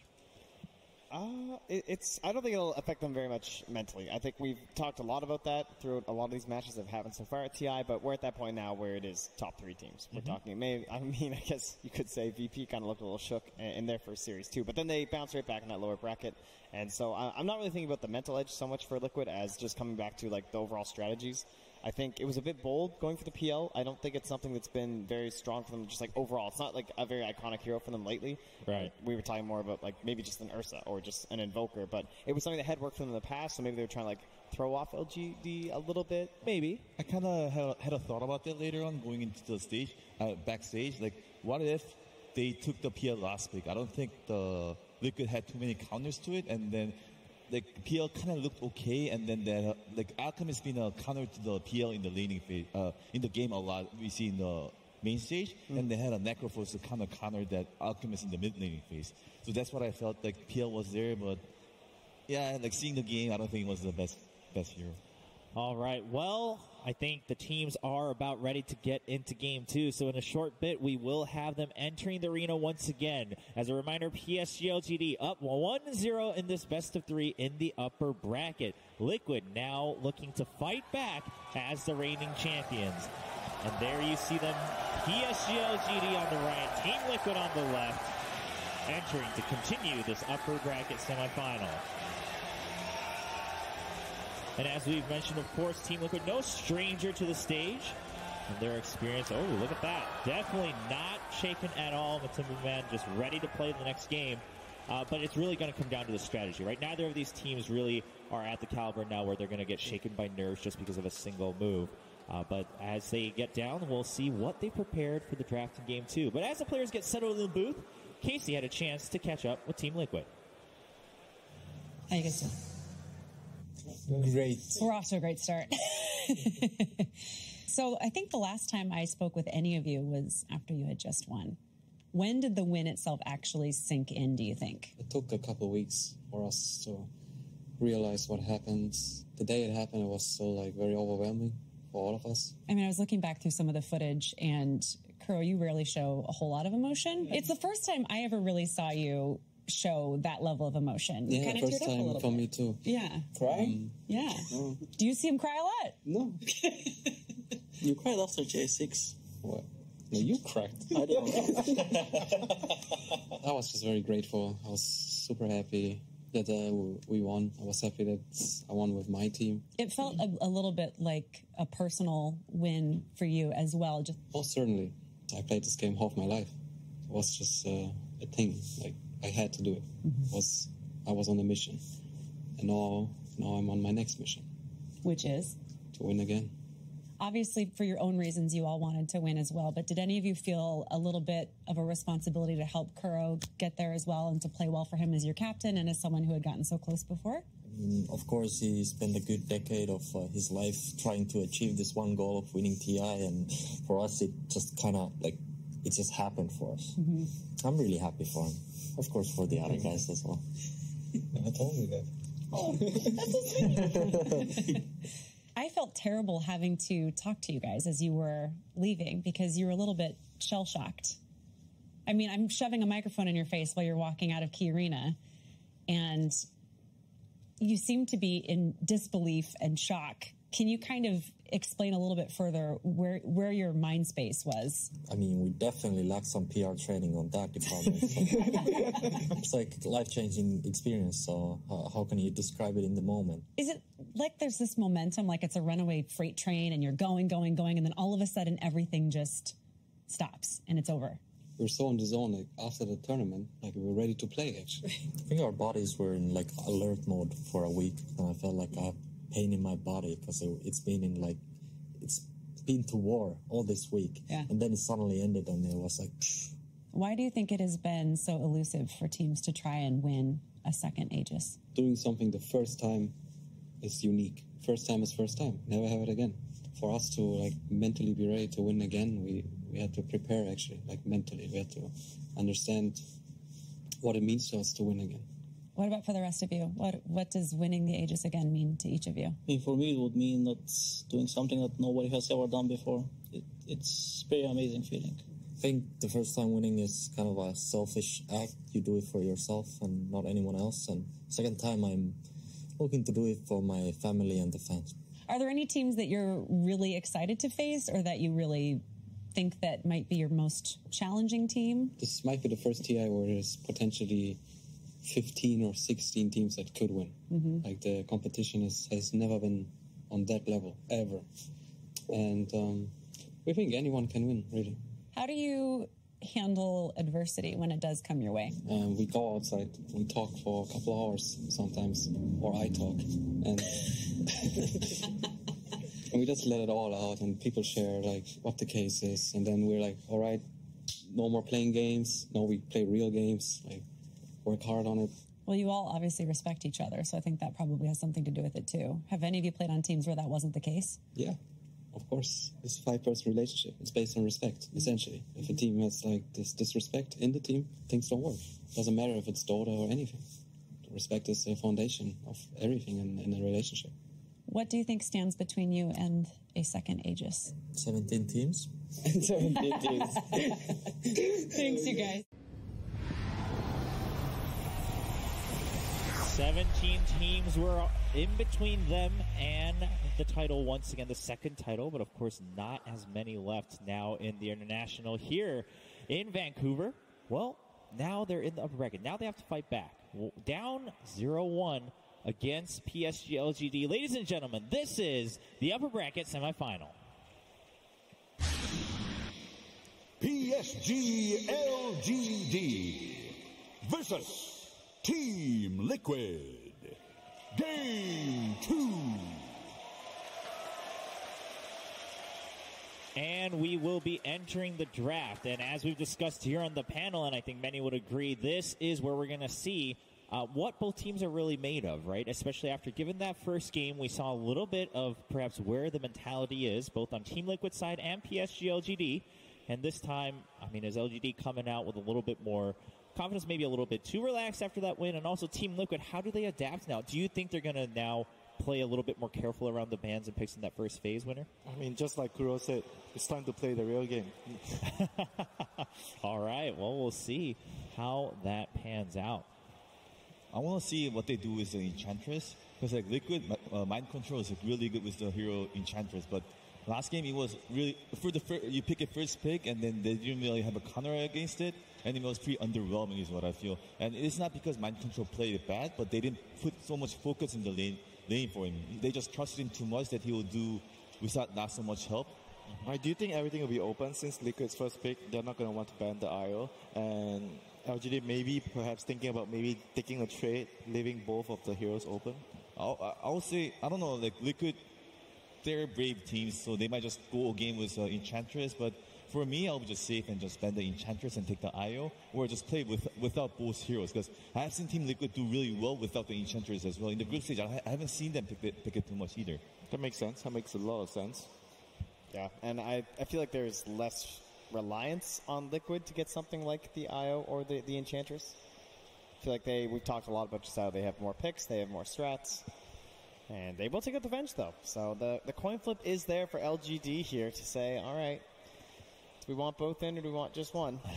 A lot of times, like when you're a drafter in the big stage, you don't want to show your weakness. And then, like if the Enchantress and IO is open, you pick Enchantress last game, right? Then you can prepare with it, and then you don't want to show your feelings through the first game that like you just lost a face in the team. It affects you later on in the game, and other teams will. So you're saying LGD is not going to ban the IO? They don't want to ban the IO. So to show no weakness, they try to give. No, I'm talking about Liquid's Enchantress here. So what do you think LGD should do for that? What I think was going to just predict this happen is the first three heroes might be just similar, is what I'm going to say. All right. Well, and then I expect Team Liquid to just play more around the Enchantress in the laning phase. Okay, so just maybe take the same picks, play around it a little bit more, focus on it a bit more than they did in Game 1. Well, as you mentioned, the bans are the same for PSG LGD. Team Liquid, a couple changes. They're taking the Venge out this time. They're using a lot of reserve time. It's such a difficult decision, though. And they take care of the Ents, so they're just going to hand over that IO potentially. Well, taking that out, they don't want to deal with anything around that Enchantress despite the results. And that left that IO open. Liquid secures it for themselves. Maybe LGD has something planned against it, or maybe +1 perhaps. That's the hot counter against the IO. So this is a relatively new thing for you IO fans out there. Is with the changes to relocate now, you can just have to channel it, and then the global silence can instantly cancel it every time. And whoa, wow, what a surprise! There you go. Once again, poor Tiny. You know, he spent years with this IO, and now just betrayed. This whole gyrocopter business. That's true. It's a bit more powerful than the old IO Tiny, unfortunately. If only Tiny had Axe again. Soon, after TI. You know what's coming. So one of the obvious ban against gyrocopter IO combo Morphling, where he can just replicate into the gyrocopter and take his good second spell, and that's good against IO as well, so that's banned out. Yeah. All right, the silencer was banned out in Game 1, but this time let through, so that's how PSG LGD is able to secure that against the IO. What heroes do you think are really good against the IO gyrocopter combination? I mean, I know in the past teams have used the Underlord because of the aura. You reduce a lot of the damage done by gyrocopter, but what do you think teams should do now against this IO gyro? Well, last game I talked about Clinks, where it's good against a gyrocopter, and then that's why Liquid bans it, I guess. I thought they would first phase it, but I guess just because Chaos had such a good game that they really want to secure that Tiny for themselves, because I would say Tiny's just a bit more flexible than Clinks. Overall, of course, you can run it as a support a lot easier than you can run support Clinks. I was kind of taking a look at the Dota build for the Team Liquid to see like how many games, what kind of heroes they played against. And then one thing I realized, the Team Liquid doesn't value the Tiny at all. They haven't played the Tiny at all. They didn't really ban it too much. And then they didn't lose that many games, but they have never lost. I mean, I was talking to you a little bit about Tiny backstage, where I feel like the hero doesn't seem as strong as before in the laning phase, because one of the reasons I felt it was because of the item selection. You don't really have an item that allows you to sit in the lane, because you you buy kind of buy bottle. That's your only regen item. You don't really buy hood. You don't really buy like ring or something. Yeah, if you're up against a harass lane, you generally don't have other options when you run out of shrine. Okay, so this time stolen away now. The Earthshaker not being an option here for Team Liquid. And we'll just be that similar idea here. Like 3 counters already right now for this IO Gyrocopter. The idea I'm getting was the Vengeful Spirit and Earthshaker being really popular in this main stages. They have a long-range initiations where they can fissure or like swap, and then they can make a move off of it. And then I think those are the heroes that what I think is valued a lot in this main stage. So at this junction, the last game, LGD actually went for the Bane.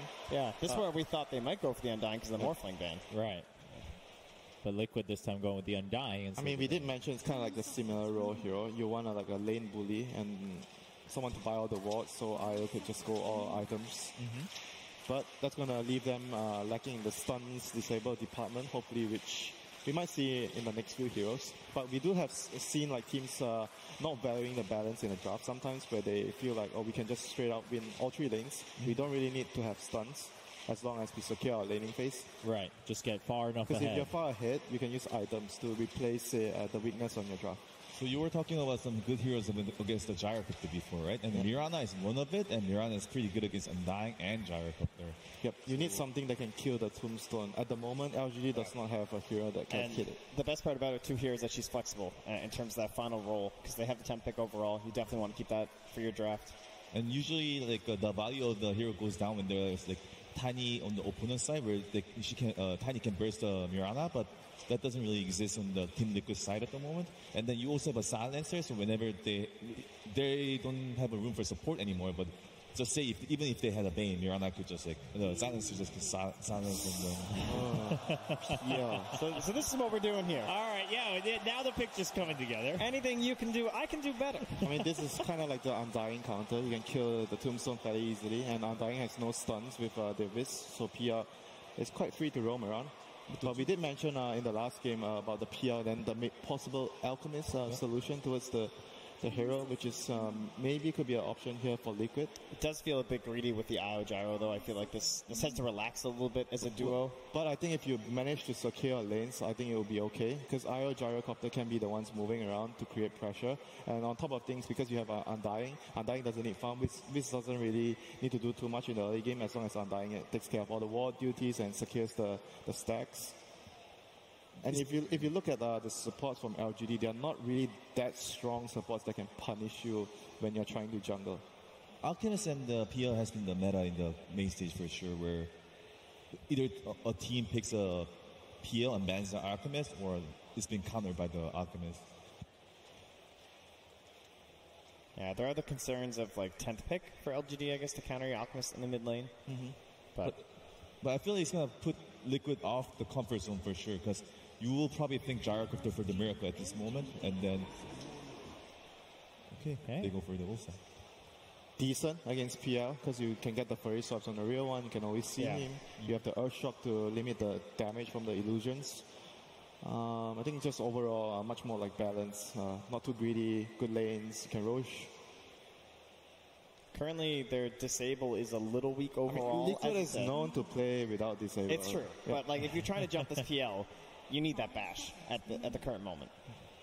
I don't think they're going to have too much stun since they already have IO plus Undying. They're going to have to just play with that and, win the lanes, snowball from there, get Roshan. Because right now they can win the lanes. It's very straightforward. They're going to have strong lanes. They're going to have a Roshan hero. They win the lanes. They move to Roshan. They control the game. Okay. So it's like a Miracle ban here, potentially? Possibly. I don't think you want to play T against the PL a lot of times. Sometimes it looks really good in the laning phase and stuff like that. Yeah. But definitely gives you problems later on, for sure. We have seen DK a lot picked against PL, I guess, and then... Yep, banned out by PSG LGD. And they kind of don't have the overall last pick too. So if you pick T, there's always a possibility of getting hard counter in the lane. Which explains the DK ban as well, because that's been the hero that's typically... Yeah, that's what you want to do. 9 pick. When you're at 9 pick, you kind of want to pick something that can just fulfill the role and not to worry about getting countered, something like balance overall. DK is someone that fits the bill. The Liquid Veno. I do want to see a PL counter here, though. Usa is like really good with Ayo as well because he gets the eggs. I think we might be on comfort zone for the Liquid, but I still like Alchemist here because like you can give eggs to Usa and then. I mean, Ayo is already going to give you eggs. So. But he's going to stay with Jarkopter. Yeah, true. If they were to go the Alchemist, do you think LGD will be able to go fast enough to punish that? Like, because currently they're showing 2 of their cores already. But at the same time, if you look at these 4 heroes, they don't really come online too quickly. Their supports are not very aggressive. They want to like sit back and play a slower game. If you're Silencer and Earthshaker, and you're up against Liquid, which currently at the moment they have the stronger lane. So you kind of don't really expect the Tiny to get a blink that's going to be too early. Yeah. And even in the last game for LGD, although Ion Gyrocopter essentially absorbed everything inside the Dire jungle at that point, they were still getting a lot from Maybe on the bottom half of the map. He was just kind of like farming their own Dire side triangle, plenty of gold, so maybe there is an opportunity for that if they think it's going to survive, and they believe in it. There we go. The out comes out for Team Liquid.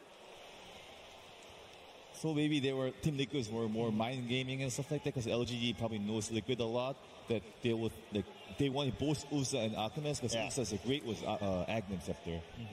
Do you think Meepo can counter the Elk? But do they play Meepo? I don't know. I haven't seen maybe play Meepo. What else do you have against Elk? Well, not much time. I know Kunka's really good against Alchemist.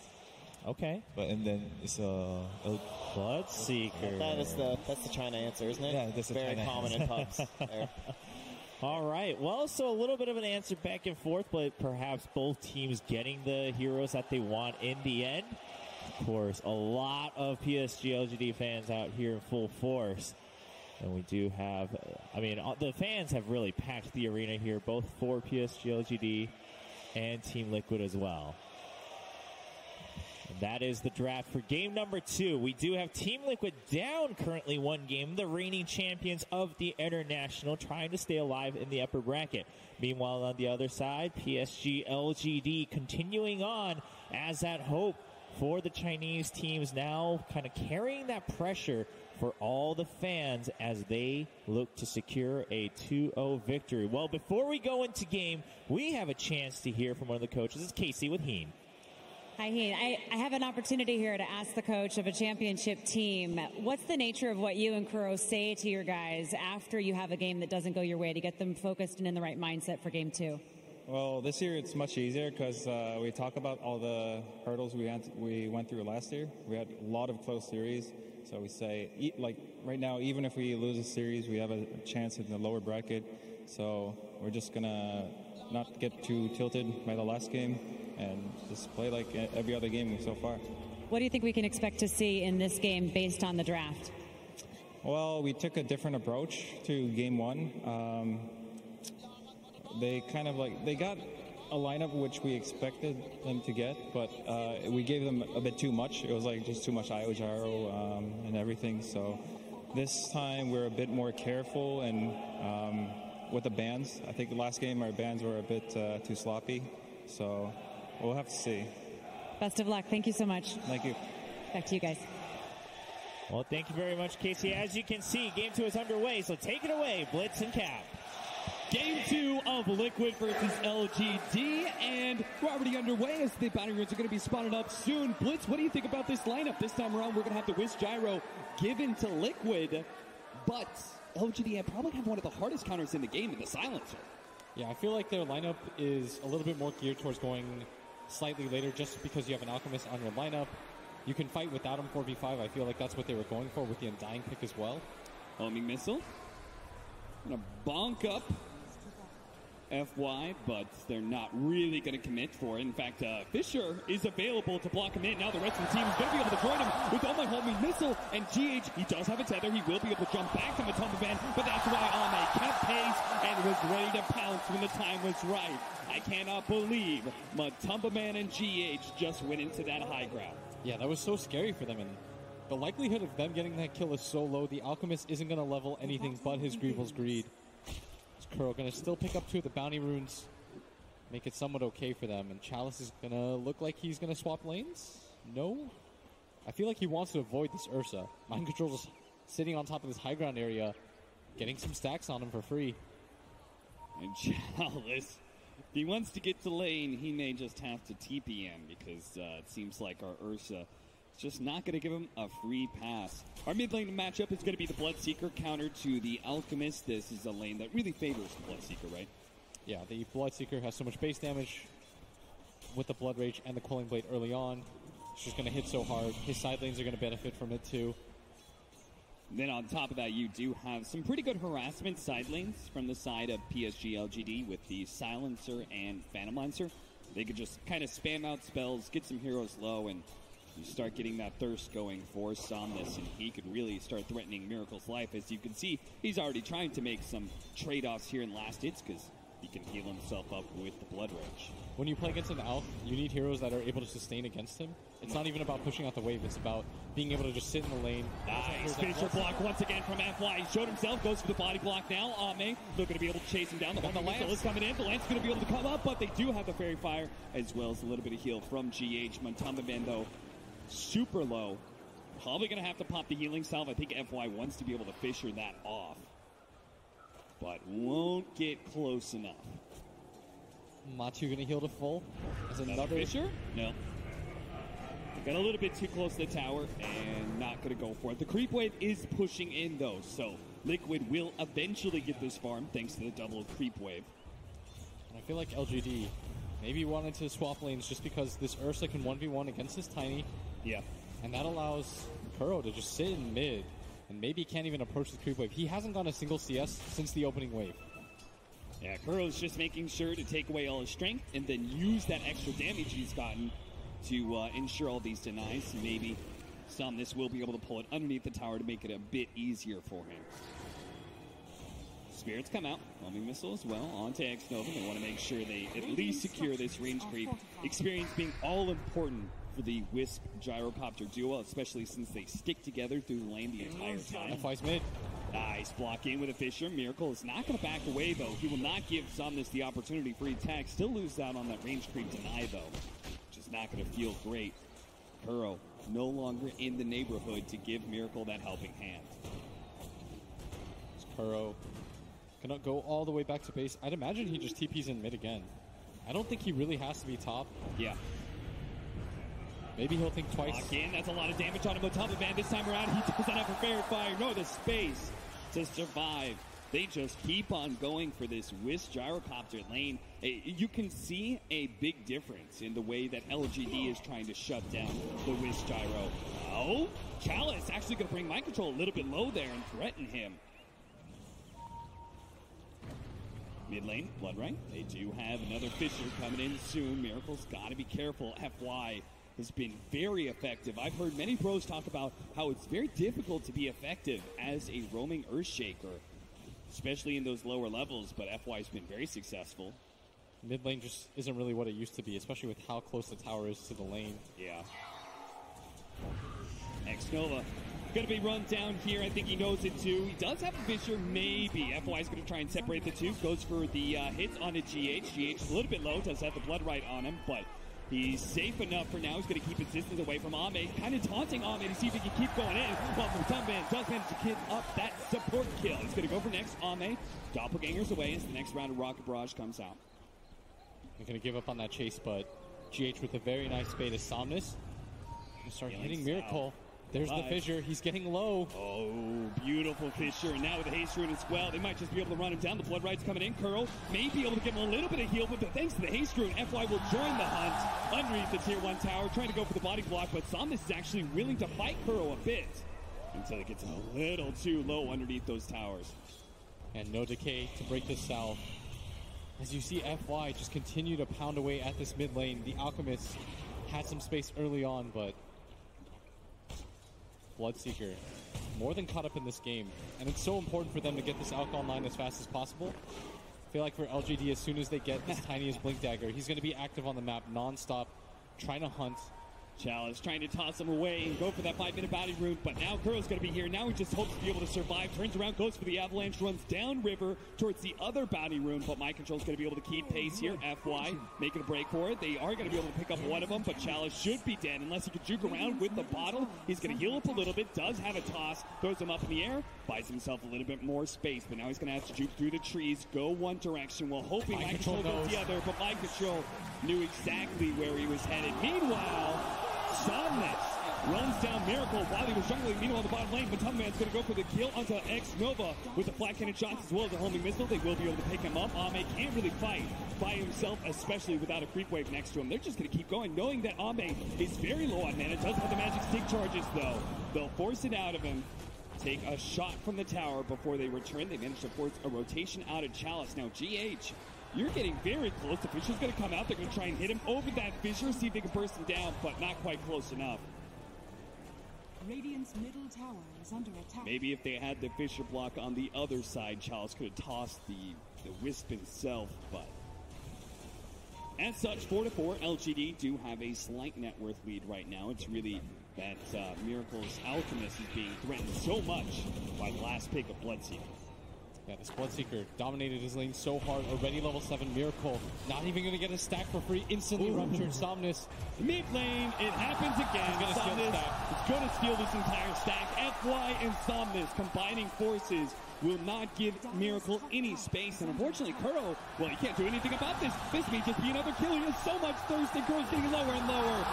Double kill for Somnus. He is not letting Liquid come back into this game, too. And you're starting to see why this is such a good counter to Alk. Easy laning phase so far for PSG LGD in this one. Look at him.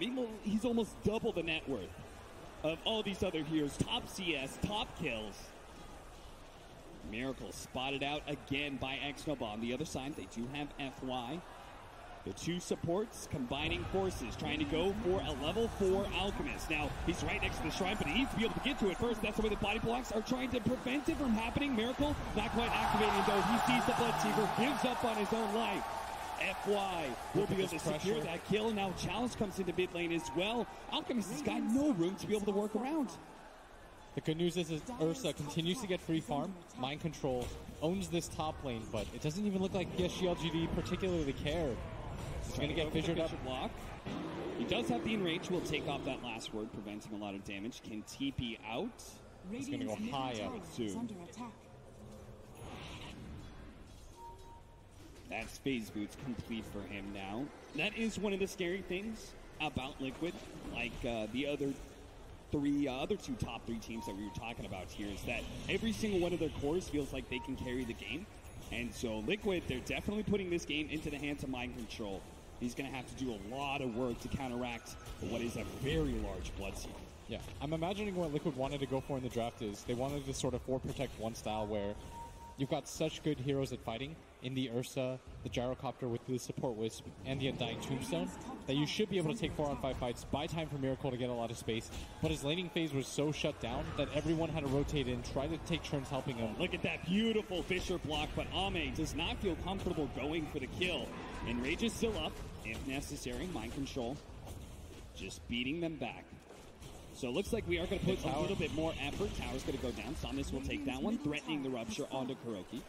That's 2 games in a row now where they've taken control of this mid tower so fast, and that's what allows them to. All down, coming in, Chalice going to be caught underneath. Both of the shots going to be super slowed down. The Matumba Man should be able to get him, but mean lane as well. Kuro tried to TP out, but there was a Fisher to stop him, so the Somnus Bloodseeker will be able to collect yet another kill. This man is a machine. 5-0-2.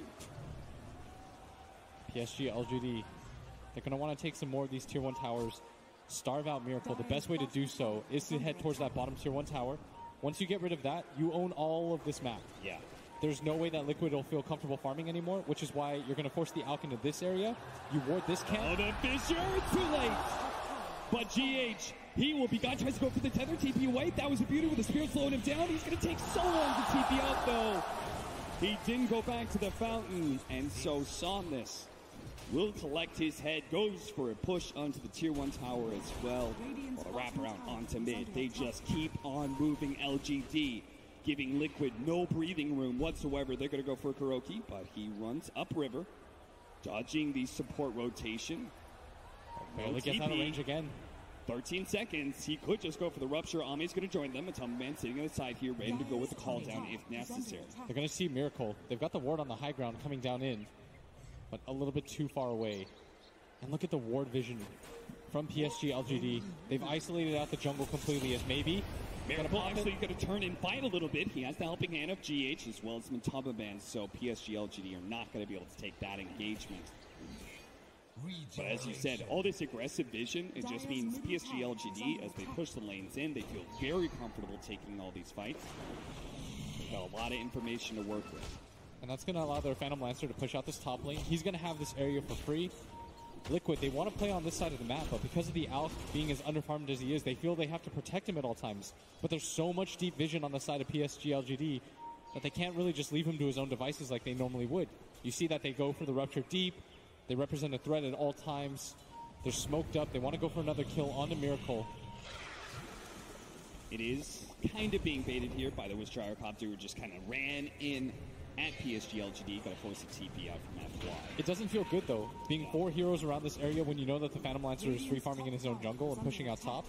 Meanwhile, you've got Chalice at bottom lane. And this is why it's so important to take down these two towers first, is you get to own this side of the map. And they haven't even needed to take the bottom tier 1 tower because of the aggressive ward vision they've been able to place for themselves. Mind control, trying to work towards that blink dagger. I'm presuming that's the timing where Liquid will finally be a little bit more aggressive with their Ursa. Yes, and maybe even go for a smoke Roche play. They're really going to need, again, I can't emphasize this enough, mind control is going to have to go off, because both the Phantom Lancer and the Bloodseeker are top of the net worth right now. And it's going to be a long time before our Alchemist comes online. X-Nova. Similar to last game, he's going to place a ward into his own jungle. They're just trying to trap Liquid in, play process of elimination against them. I believe that ward was spotted by the Liquid ward that was already in place, so may get denied, but Liquid aren't really playing around that side of the map right now. They're playing for bottom lane, trying to push PSG LGD out of their own jungle. As they need a lot of neutral creeps to hit, basically. They've got both a Gyrocopter lineup as well as an Alchemist. They need the space. They're going to be able to hit some spirits on Chalice, knowing it's here. The call down's going to come in. There's still a double damage onto Somnus, so Liquid have to be careful with this engagement to try and go for the Rupture toss combination with the Witcher, stopping him from being able to relocate out. That was a beautiful hit. Mind control comes in a bit too late, fighting into a blade mill. He's going to try and finish off Somnus, but it just doesn't happen fast enough. The Echo Slam, GH fought back for all of that, couldn't save Mind Control's life. GH and Kuro will try and kill FY, but it's not even close. PSG LGD just took 3 kills for free. A buyback out from GH. And they're trying to make it worth it by getting farm on this Alchemist. But they're just going to go right back towards bottom lane. Meanwhile, their Phantom Lancer, complete free farm. As Ame, untouched, unmarred by all of this. As X-Nova going to get this ward place once again. Wants to spot Miracle as he farms that shrine area. The dangerous part is they can't even use to relocate. They're going to go for the kill onto Chalice. He's tossed back to the Wisp. Once again, the call down. It's going to land onto the Tiny, but the second shot is locked. Not healthy enough to pursue that. As look, they are trying to go for this 4-man to create space for Miracle, as said earlier. But it just doesn't feel like enough. You have to get some kills to make this worth it for them. And look Chalice at the team play. Has been so good with these tosses. As soon as Matumbaman's ruptured, gets a ton of damage onto him, puts them together with a Fisher stun on 2. That team fight coordination, spell after spell from PSG LGD. The execution is just out of control here, and they just completely outplay Liquid. It is rare that I see Liquid get this thoroughly out team fight. And they're going to go for it again. They've got a smoke. They want to start invading the jungle of this Alk. They know he's got to be pretty close to his Radiance, and they would be correct. They just got to push the pace over and over and over again, right? Smother Liquid in this offensive power of the Bloodseeker, who's got a blade mail into Assange. Will be picking up the halberd eventually. Miracle, he's so hesitant to move forward. He doesn't know where anybody is. Everyone's mass pings coming out from Liquid as they know that's obviously a smoke sentry laid out. Still Ame he is also a big threat. He is still neck and neck with the Alchemist and Network, despite having obviously very different farming capacities. Mind Control also continues to farm all 3 cores from Liquid. 15-minute bounty runes. LGD is really good about controlling this. Mind Control. Is he going to blink in? Blind blinks in, goes for it, but immediately gets almost blown up by Chalice. Now with the Global Silence, preventing him from being able to enrage. Mind Control, he gets that off the last second, but he's still dead. A Miracle. He's got his Relic.